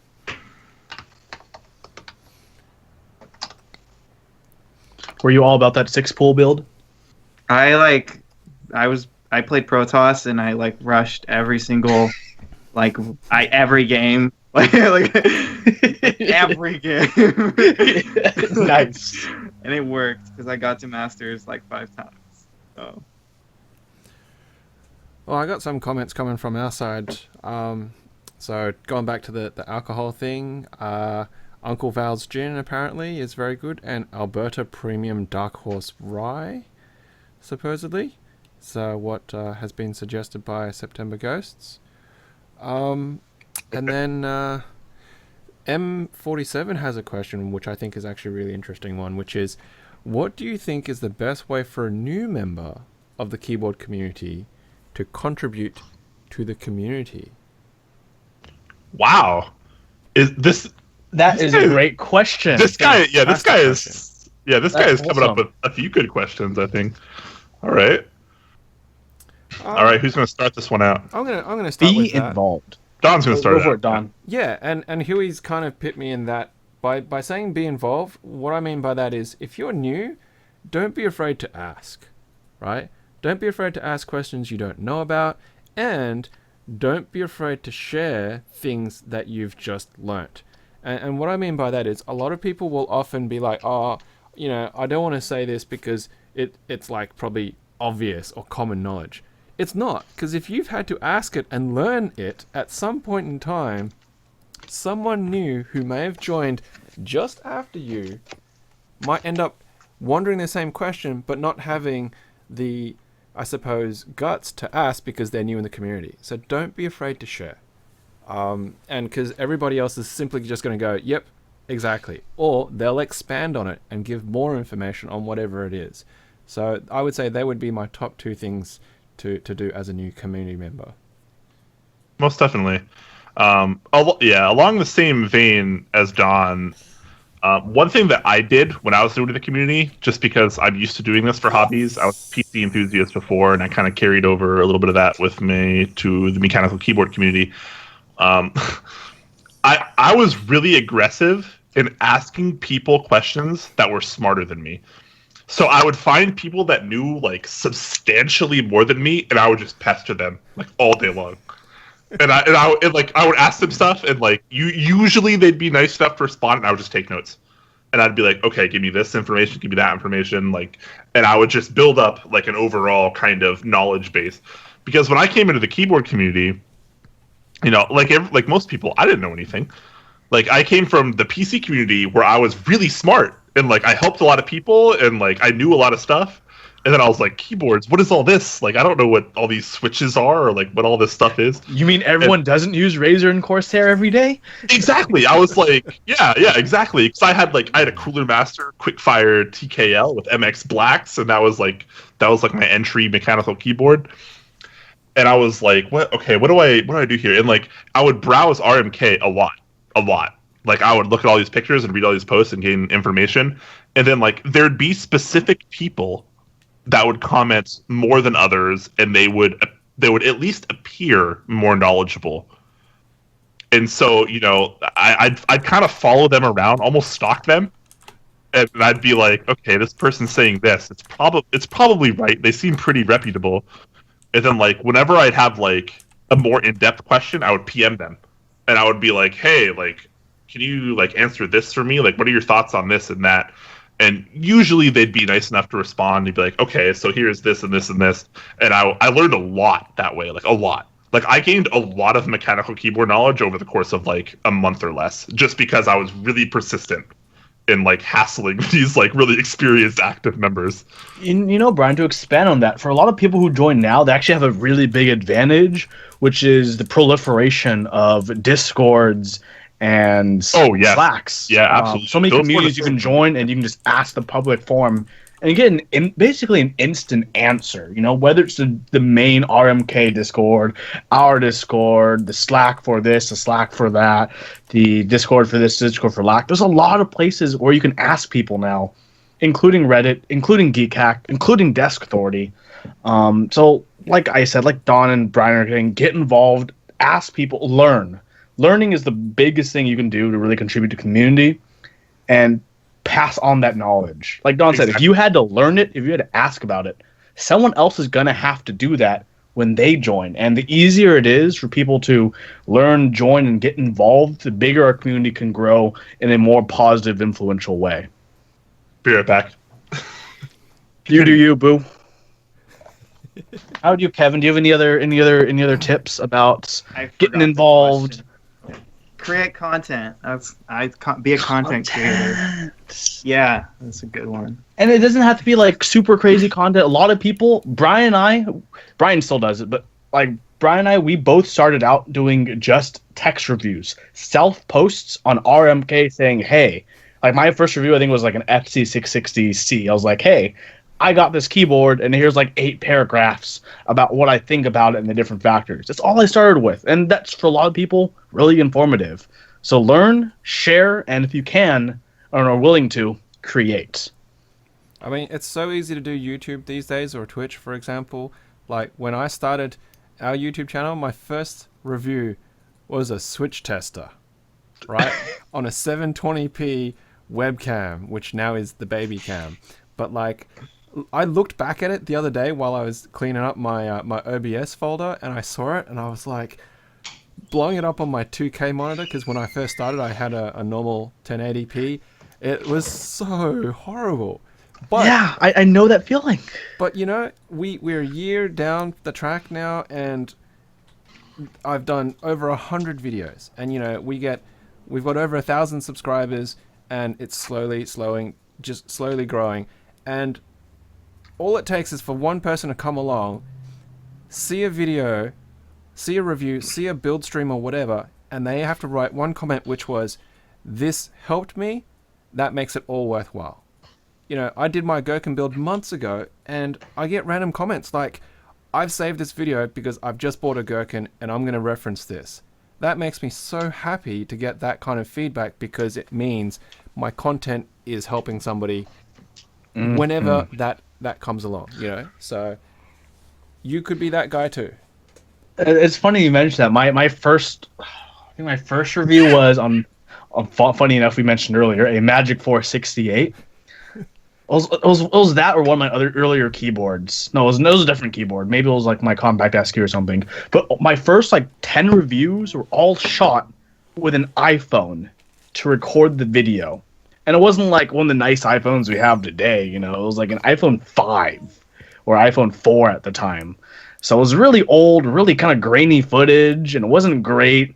I would record all the B-roll. I'd use a really, really cheapy microphone to record the voiceover, and those were my first reviews. But it was kind of like what Don said. Some people found them helpful, and to some degree, because of how I do my reviews, entertaining. Even though I kind of get my own entertainment. I think one of the earliest comments I got was I reviewed a trackball, and someone said, I like this review, but because of the jokes you use, I can't show this to my grandma, who I wanted to recommend this trackball to. That's awesome. Whoa. That's my phone. But yeah, learn, share, if you can, create. That's what helps keep communities really going. I mean, Don and Kevin are doing awesome job. You guys are doing an amazing job with the board, by the way. Yeah. Brian, we need to step up our game, man. We need to step it up, you know? What everyone needs to do is, I mean, ideally what you do is you learn as much as you can, as fast as you can. That way you can help all the new coming people, because obviously our community is growing at a pretty exponential rate. 1,100% in the last 3 years. Yeah, which is insane. So, you know, be the kind of people that, like, you want to look up to and you want help from. And that way other people, newer members, can look up to you and get help from you. Be the change you want to see in the community. And also, you know, no plugs at all, but, you know, you could link them to videos from Clack, and you could link them to theboardpodcast.com, and, you know, they'll probably gain a lot of knowledge through, obviously, those two sources, and all will be good in the world. Anyways, getting back to some of these questions so we can catch up a little bit. Yeah, what's up?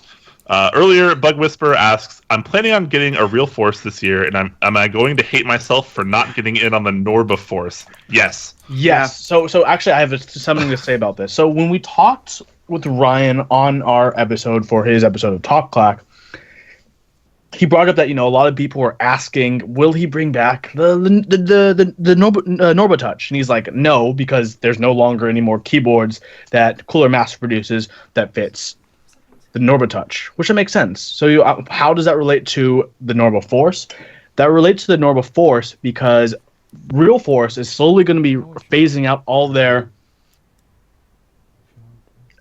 traditional designs of the Real Force 87U in favor of the new cases that they've started to manufacture for both the full size, like the Real Force RGB, and they also have the other variants in Japan for full size, and tease that same look, design, and layout for the new 87U. And we don't know if all the parts will still be compatible. So if they're not, it is unconfirmed whether Ryan Norbauer will be, you know, changing his design in a round 2 to accommodate it, or picking up a different project like possibly the FC660C. It's just completely unconfirmed because Real Force is changing. So my advice, honestly, would be to pick it up now, because there's a guarantee you will get it, as opposed to waiting without a guarantee that round 2 will or will not happen, based off of why he's not running round 3 of the Norba Touch. There is this thing called the fear of missing out, which forces you to impulsively buy things. So we are like exactly endorsing that right now. We all suffer from it, definitely on this podcast. So we've all been there. We've all been there. The short answer is it's an awesome case. It's amazing. It's not cheap. It's not for the faint of wallet, but it is freaking incredible. If you can afford it and it's not a big deal at all, and you think you're going to regret it, then just buy it. The longer answer is watch the most recent second most recent at this point episode of Top Clack with Ryan Norbauer. You can check it out on youtube.com/c/topclack. Really easy to find. It's just 2 episodes back. It'll be 3 after this one.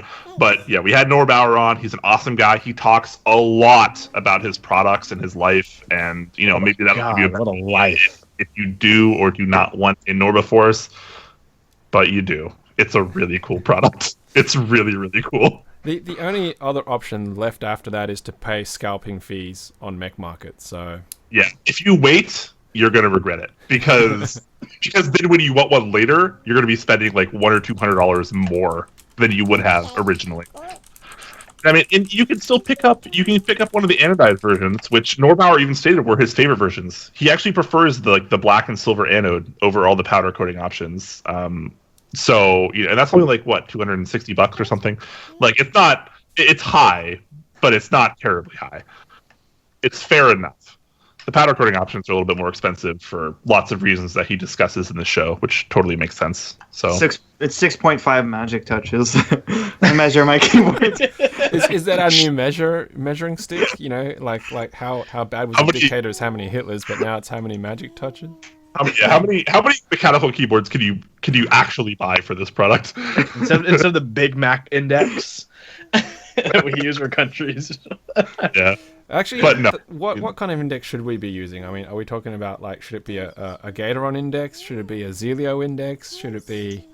I mean, I feel like Zelios. Like if we use it as an index, that'd be like the Great Britain pound of the world, of the keyboard world. Where that's like the high currency. Where like in America we'd be using like the kale of currencies. The novelty kales of currencies. Baby brings up some good points. Yeah, she's really on topic for. Yeah, totally agree. Anyways, moving on a little bit from this. That wasn't too in depth of a question. HGoel89 asks, "What do you think about the new silent switches from KBD fans?" So he's talking about the Alias switches that we talked about on the most recent episode of Top Clack. I don't know yet because I don't have it. I'm going to ask them for some review samples, probably enough for a full board. They probably won't reply to me because it didn't last time, so we'll see what happens. But I'm going to hopefully get some samples in, and then I can have an opinion. But strictly from the page with information, I would say they're very similar, if not identical, to Silent Gatoron Browns, which is a little less interesting, maybe not quite nearly as interesting as the new Xylence from Zeal, but we'll see. Hopefully more information coming. Don't really have a whole lot else to say on that. We talked about it on the board too. Yeah, I mean, I think it's similar to the Zeals, like in all things considered, but I would like to get some samples to try if that could happen.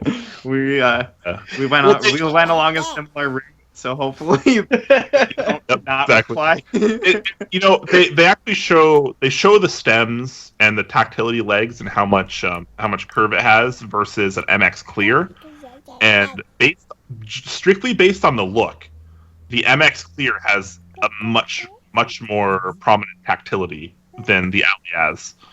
So, just judging by that picture, I would say maybe not as impressive yet, but yeah, it could definitely be less tactile. Definitely. Yeah, and that doesn't necessarily be a bad switch, but we'll see what happens. Hopefully we can get a better opinion on it. At Top Clack, we try to be as unbiased as we can. I like to try new things. New things are kind of what makes the community interesting. New things are cool. If we can get some and we can actually use them on a full board, then that'll give us a much better perspective on how good a product is or is not. Come on, KBD fans, up that marketing budget and get some switches for myself, Brian, Don, and Kevin, please. They have the marketing budget. That's not the problem. Last time I tried to contact them for something, they ignored me. So I was like, whatever. That's how it goes. Anyways, a little bit ago, Omega Supreme asks, when did you get into this hobby and what made you get into it? A specific keyboard, key set, etc.? I will answer that after I return from the restroom. All right, Kevin, we're starting off with you. What got you into the hobby? And we can kind of streamline this a little bit and try to make it a little bit quicker. Yeah. Still have questions to get to. I bought a mechanical keyboard to play StarCraft with, and then Snack Keys got me all hyped for everything else, and then it was all downhill from there.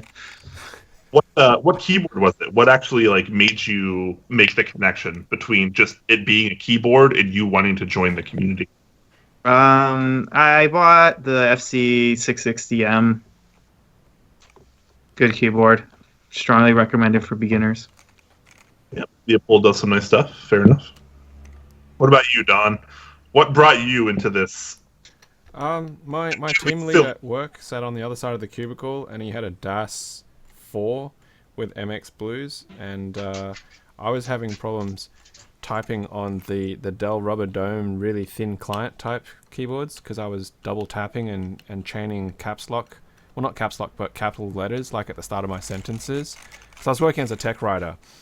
So I figured that I would try a mechanical keyboard to improve my typing accuracy, if anything else. I bought one with my tax return, and so I could also claim it on tax because it's for work purposes. But I lurked in RMK for like 3 months before I bought one. And I pretty much just hung around ever since. So, yeah. And now I'm indoctrinating her because she's... Because you're a good parent. She nothing loves else. playing with the Switch tester, and she's got the Leopold with her right now. She gets upset sometimes when I take keyboards away from her after I've given them to her to play. So. Rightly so, yeah. Yeah. All right, Huey. What got you into the keyboard? Anything specific into keyboard community? I mean,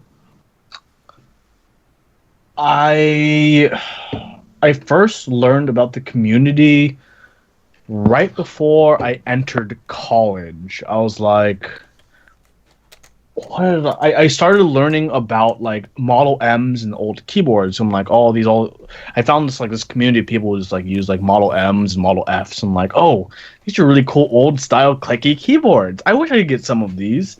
Then I learned from that mechanical keyboards were the thing, and because it was really early in the community, at the time the closest modern thing was MX Blue switches. And I was like, oh, well, I just gotta get a keyboard of the MX Blue switches then. So it wasn't until later in my freshman year of college I got a Quickfire Rapid with MX Blues as my first board, and yeah, that's how I got in, and that was amazing. All right. For me, it was equally mundane. I was in the PC enthusiast community. I built computers. I fixed computers. I learned a lot really fast. It was a great time. I love computers. I still do. And in 2012, I think it was, I bought a Cooler Master Quickfire Rapid. A very nice starting TKL. I think I paid $70 for it. I bought it brand new. It had MX Blacks in it, Cherry MX Blacks. And I was like, well, this is kind of interesting. And then a year went by, and I was like, huh. I wonder what other switches feel like. So I started going online, and I was like, Cherry MX switches. And I found that there were, MX reds and blacks and blues and browns, etc. And I was like, well, I wonder if the feeling really differentiates that much. It's a keyboard, right? It can't be that different. And so I picked up the Corsair K65 RGB had just launched, and I found a really, really good price on a used one on r/hardware swap. And I was like, oh, I might as well pick it up. It's $90 or something like that. So I got it, and it had MX Reds, and I was like, wow, I don't like this. So I sold that, and the money that I got from selling that, I used to pick up a Poker 2 with MX Browns. The Poker 2 was still a little bit newer at that point. And I got that with MX Browns, and it blew my mind. It absolutely blew me away. I was like, how could a keyboard be this small? How do the keycaps feel so good? the switches are like interesting. There's like a little bump there. Like, what's going on? And so I used the Poker 2 with MX Brown for a little while, and I loved it. I absolutely loved it. It blew me away. But it got me thinking, like, it feels and looks so different than my Quickfire Rapid with MX Black. Like, is this common for so many keyboards to feel and look this different? And that it was just all downhill from there. All downhill from there. That after that, it was just, I teleported by it. I did that probably 25 times on Neck Market until I got a little bit more knowledgeable about stuff. And yeah, just all downhill. Is that? Did we go through everyone there? Yeah, we did on that one. Yeah. Just keep over the questions because we still have a couple more. All right. Let's wrap them up real quick. Yeah. We're going late on time. Yeah, which is, I mean, for me it's okay. I don't know about you guys, but get to that. Your tracker asks predictions for the biggest trends / keyboard tech for the next year or beyond. Interesting question. Biggest keyboard trend, keyboard tech in the next year or more. What are you thinking, Huey? Biggest keyword trends. Kale hot swap. I was hoping not to get picked first. Kale hot swap. You got the hot potato, Huey. Hot potato, baby. That's how we do Top Clack. Kale hot swap. That's a good answer. That's a really good answer, actually. I think Kale hot swap will probably start to be more of a thing in 2018. Kevin? I didn't think about this. Now that you had 4 seconds to think about it. I was memeing. That was 4 seconds. I used those well to meme. Yeah, I don't know. Like, I would like to see heavier keyboards and more acrylic plates. Okay. Like, nobody else wants that, but I want that. I'm okay with that. Like, I'm a big fan of acrylic and polycarbonate. I don't think metal has to be the one and only keyboard material. Most definitely. Heavy keyboards would be cool, though. So, like, anything like 8+ pounds would be a nice little option. All right. Trying to quickly move on a little bit so we can catch up a little bit. Don, what about you? I'd like to see more affordable artisans from new people coming in. We've definitely seen it from a lot of people starting to make artisans that they don't have to be horrendously expensive, and especially because now the Synth 2.1 has come out and was available on Tech Keys, for example. It's just opening up that market more and more and more. I started doing artisans like two years ago, and then there was very few people outside the big names, established names, and now there's a plethora, and every week you'll see somebody going, hey, here's my first attempt at artisan. And I want to just see that happening, because it means there's a greater likelihood that someone's going to make something that you like, that you can get at an affordable price, or you'll be like, I can now make my own stuff that I like at an affordable price. Well, I have to do this, guys. I have to. Katzenkinder, I love you. Please make more purple keys. I need more. That's classic, man. Is he even around anymore? I don't know. I don't think he is really in tune with the community anymore. That Zazi's gone. I already lost hope on Zazie. He's a nice guy, though. He's a really nice guy. And yourself, Brian? Man. Honestly, I'm not even sure. Biggest trends. I'd like to see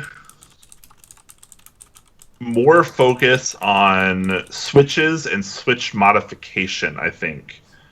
Because to me, switches have always been the most important and interesting things in mechanical keyboards, because they give generally the biggest difference in feel and sound and experience overall. So I'd love to see more innovations like Halo switches, Hako switches.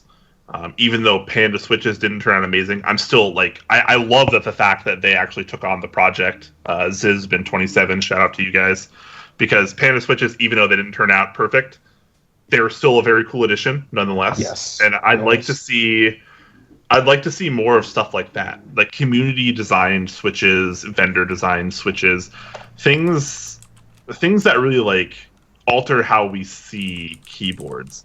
I mean, you can only make so many GMK key sets in high profile aluminum cases, in brass plates, before it's not really that interesting anymore. But switches have so much more potential, and the way switches feel can have so much more potential. And to me, that's really interesting. And I'd really like to see more of that, because that's what interests me in the community.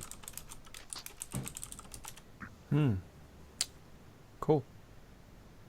Yes. I just had a thought while you were talking about that on what I would love to see on a new Switch design. And that's being able to have removable housings that do not require Switch openers. Okay. So similar to like the Kale hot swaps, or just having hold tights in general, or no. I'm talking about to be able to open a switch to do the modifications without having to bend the outer feet to get the top of the housing off. Okay. I'm thinking along the lines of, like tiny ass watch grub screws or something, where you could have a plate that does not have to have cutouts for switch top removal. That would mean you could just take a switch top off and put it back on and not have to mess with tools and this, that, and the other. That is what I would love to see coming forward somehow. Okay, so kind of an overview as just like easier switch modification in general. Yeah. Easier swapping of springs, easier lubing, easier silencing, stuff like that. Okay. Because like I built this Nyquist, right? And I managed to do 6 switches to lube them before I just got the shits and I just went, screw it, I'm going to build this, because it was taking too long for me to get the damn switch tops open. And if I had the means to just go, yep, pop these open like in no time flat, I would have done all 30. That's yeah. I need to teach you the secrets then, because it takes me less than a second to open an MX switch. I have some things to teach you, Don. Some technique. You can get it. Yeah, exactly. Well, that was, only the second time that I've actually attempted to lube switches in my life, and there's the quick and dirty way that doesn't even involve opening switches. Don't talk about that. That's sacrilege. Don't talk about that. We don't talk about that. I didn't even know that existed. Good. Don't even. Just completely forget about it. So yeah. I'm sure if I did more, I probably would get better practice. But it shouldn't have to be that hard, though. So, yeah. Yeah. Okay, fair enough. We're gonna lightning round some questions, because that's usually what we do when we're running out of time. So, HGoel89 asks, I live in India. Not many people here know about mechs. How do I get people into mechs?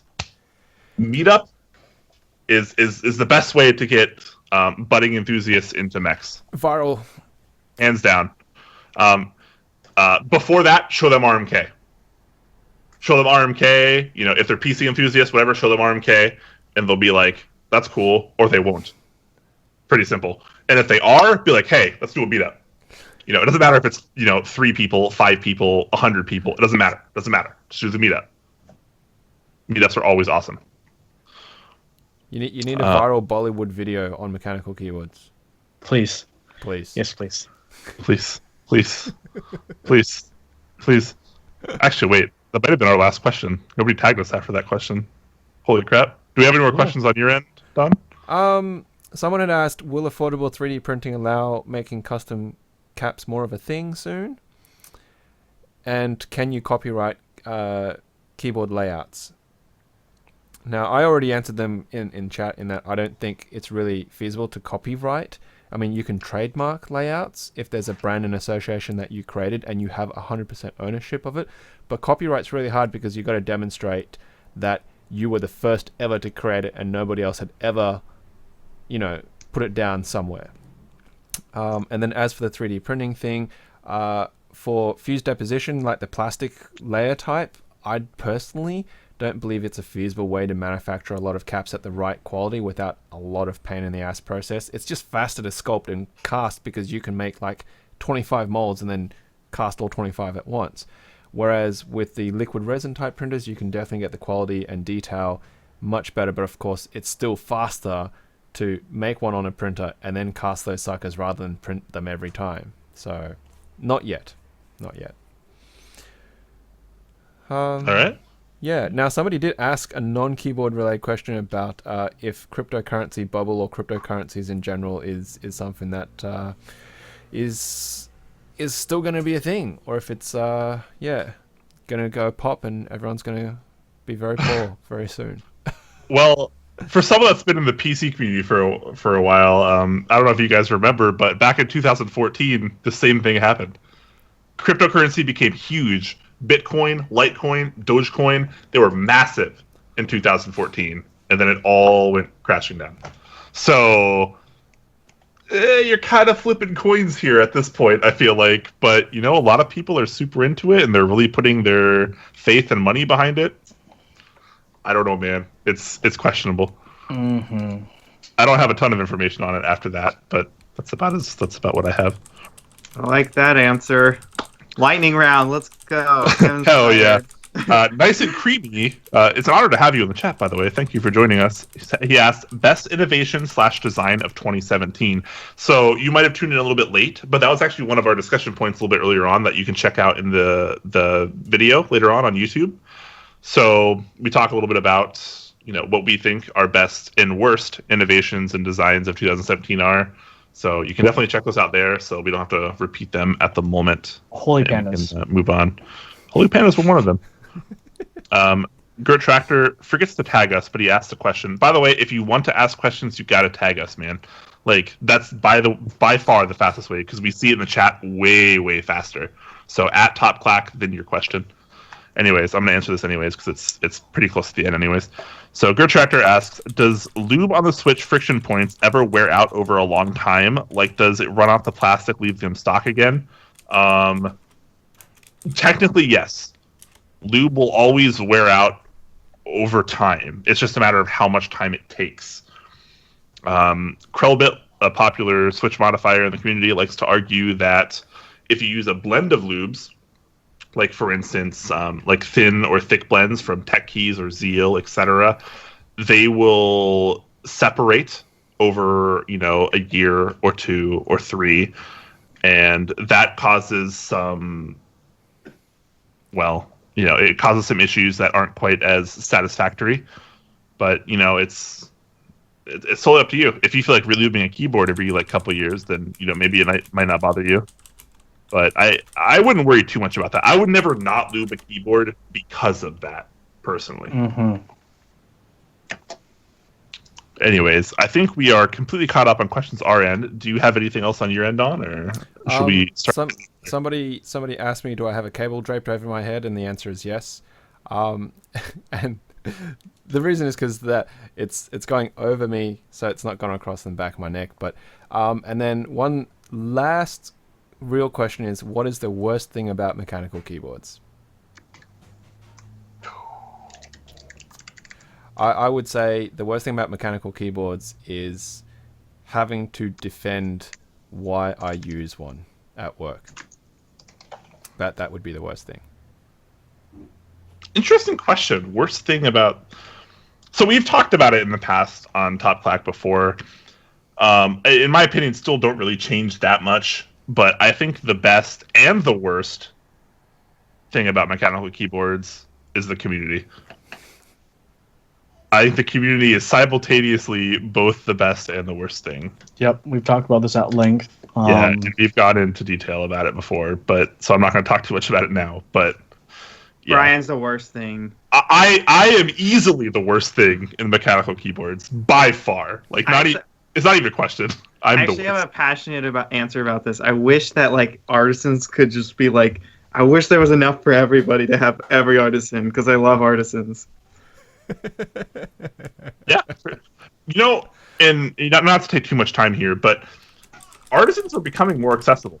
depending on like what you want. Like, yes, it's still not the easiest thing in the world to find, Brobots or Clacks or some KK stuff, etc., etc. But like, if general term artisans are all you're looking for, it's not hard to find one. Like, you can pay $10 or $15 or $20 and get an artisan like in a second. Like, that's it. Like, it's so easy. So it really depends on what you're looking for, and obviously what designs interest you. And as a new member of the community, you shouldn't necessarily be swayed by what is more rare or more in demand, sought after. You should get what you like. Sometimes that might be more expensive or hard to find, and sometimes maybe not so much. So never know until you come. Yeah. Kevin, and this may be part of the worst of the keyboard. What's the worst thing about mechanical keyboards? September Ghost says that I would like to say your singing made my wife's day. Great job, guys. Yes, we did it. Wait, Kevin saying I missed something? Our Christmas special, Kevin and I sang Christmas carols a cappella. Well, actually. Oh my god, I know what I'm doing later. Nice. I'm definitely listening to that tonight. Holy crap. At 7 a.m. too. At 2 a.m. Oh, it's like the worst possible time that you could be singing Christmas carols. That's all. Still in the lightning round here. H2L89 asks, RO59 lube, have you tried it? How do you find it compared to a personal Crytox mix? I have not tried it. I asked for some samples for Top Clack of that lube, and I was told yes. So when I will get it, I have no idea. But eventually I will get that, supposedly. Yes. Yes. Nice and Creamy clearly wants me to have a keyboard built by him for me. He says, I think you have to lose so much thin lube. No, man. State this right now. So the difference between thin lube and thick lube, there's a lot of differences. I don't like to feel my lube. I don't like to feel it. Which is why I don't like. I'm not. Okay, so I'm not calling out Nice and Creamy in the chat because other people have talked about this before in the past. But I don't like to feel my lube. I know the differences between thin lube and thick lube. I've been lubing for years now. I've tried a lot of different lubes on a lot of different things. I know what I like. I know what I dislike. I don't like the feeling of thick lube. I like being able to feel the lube itself because then it takes away from how quick. Because you can cover up as many imperfections as thick lube, but it stays more to the way it feels, which is why I prefer thin lube. But that's obviously personal preference. Some people like thick lube and they like the way it makes their switches, alters their switches, and that's totally fine. Totally fine. But I will argue till the ends of the world that you're not necessarily right just because you think you are. That's fair. Every philosopher out there. But Nice and Creamy does say you haven't had me lube your switches, which is also true. That's also true. Maybe the thousands of switches I lube mean nothing, and maybe Nice and Creamy is just worlds and monumentally better than the lubing switches. So, I will gladly have you lube switches for me so I can try them. But I might be more experienced than you think, and hopefully you're not biting off more than you can chew here. Well, thank you for tuning in to the Gourd Podcast, the podcast about vegetation. and the Gourd Podcast, the podcast about musical instruments. as well as the Ford Podcast about mountains in Norway.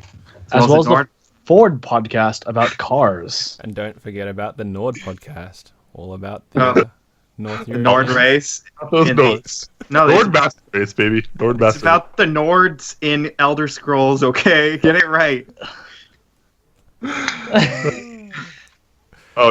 Nice and Creamy and I are going to have to exchange switches by the looks of it. Fantastic. We'll be in touch. Fantastic. Work on that, yeah. Anyways, but we've gone really long here actually, so we're gonna start to wrap up here. Obviously, we definitely appreciate everyone watching. We haven't had a huge audience because A, Christmas, and B, totally kind of last minute stream that we weren't expecting. So we appreciate any of you guys that showed up. Thank you so much. We definitely appreciate it. If you like this kind of content and you're deciding that you're a fan of Top Clack, you can maybe check out the stream. You can join our Discord there. Where Huey and I are very active on our Discord. We have a lot of really awesome people there, like seriously awesome people. You can check that out. We do giveaways there pretty frequently, honestly. So if you like winning new shit and you like us, then join. If you just like winning new shit and you don't like us, don't join. Just don't. I don't want you there. All you're there is to win cool shit. So you have to like this kind of content and like winning cool shit. Then you can join. Prerequisite, of course. So there you go. Join that. You can go ahead and subscribe to us on this Twitch channel if you like. You can go do that on the top right. If you have Amazon Prime, that means you automatically have free Twitch Prime, which helps us out a lot, and it costs you literally $0 because chances are you're probably not using it already. So you can go ahead and subscribe for free up there, or if we happen to be your favorite Twitch channel, you can subscribe there anyways. Also, if you like our awesome guests, Don and Kevin, they have their own podcast called The Board, a really awesome show where they're... It's cutting out. Sorry, we can't hear you, Brian, because someone else's audio has loud motors in the background. I heard that. My daughter dragging her new chair around. Yeah. But clearly I was not successful. Anyways, explaining it, Don, why don't you talk about the board and what you guys have to offer real quick? Yeah, we try and do a podcast every week where Kevin and I and sometimes guests get to talk about whatever happens during the week, what we found interesting, any sort of public service announcements and things like that, as well as helping people in the community promote meetups, new products and stuff like that. We've got a YouTube channel, which you can find us by just searching The Board Podcast on YouTube. We'd love and appreciate, of course, your likes, shares and subscribe. We do giveaways on our show. Stuff that's provided to us by our sponsors, as well as stuff that if we have the funds to get involved with. And also we have a Patreon page as well if you would like to give us your love and support. Now, we don't have fancy subscriptions and things like that, but we do offer shout outs and other promos, things like that. We haven't quite hammered it out yet, but we're also looking at a place for people to come and hang out too. Most likely it's going to be on Slack as opposed to Discord, simply because it's a little bit easier to manage since Kevin and I are in different time zones. And so that's yet to be announced, but look forward to that happening very, very soon. And the best part is, coming up to the new year, the position for number one fan is up for grabs because the 2017 one expires in a few days. So if you want that position and on all the benefits that don't come with it. Nice. I love the honesty, man. I love the honesty. Well, the only thing that Outrage Pudding got this year was actually a custom The Board number one fan ID card. So, that's better than nothing, right? Better than a poke and eye with a blunt stick. So, it's always time to go around for 2018. So thank you, of course, very much to Brian and Huey for having us on their Twitch stream. It's a lot of work and effort to keep the show running. And I would like to say, thank you very much for Kevin actually taking time out this evening because he's had family commitments for Christmas. And, obviously with Grandma celebrating, her 92nd Christmas, to take it out to spend time and chat with us as well. So, yeah, love you guys heaps. Awesome, man. Yeah, you guys are fantastic. Top Clack has always supported the board. You guys have always supported us, and it's very humbling because even though we're theoretically competition for each other, we still get along. And, what matters is teaching new people cool things and bringing this kind of content to the community. So very appreciative of what the board does, and we'll try to keep it up. Synthesizer, thank you so much for all those cheers. Holy crap, man! You're a nice guy, man. That's awesome. Yeah. I don't think competition really is a thing in mechanical keyboards because it doesn't cost anybody, it doesn't hurt anybody to hit that like button, to hit that subscribe button, right? The more exposure we both get, the better it is for the community to grow. And like on our channel, I am happy to shout out all the time other people, like we're talking about Tay Keyboards, Mech Merlin, Chokan, Karasan, so One many. Up, right? There's so many out there, and you'll see them all listed on our YouTube channel, simply because if I know that there's a channel, or if you have a channel, let me know. I'll hit subscribe, so if someone sees ours, they'll see yours as well. Simple as that. Yep. It's all about networking. We're all friends here. We gotta, share the word when we can, and that's just how it goes, man. Yep. This kind of content is kind of rare, honestly, in this community. So we try to do a good job as much as we can. Indeed. Anyways, thank you guys so much for joining us, Don and Kevin. We appreciate it. Huey, take us out. With what, the intro? Outro? If that's what you want to end with, I don't know. Totally up to you, man. Well, here's the You're outro. controlling the stream, not me. Everyone, thank you so much once again for watching. Thank you so much to the board. We'll catch you on Thursday on our normal episode. Until then, everyone, please stay classy, stay wonderful. We love you all. Hope you have a wonderful holiday season. And we'll see you right before the New Year's. So we'll see you then. Okay, we are no longer live. And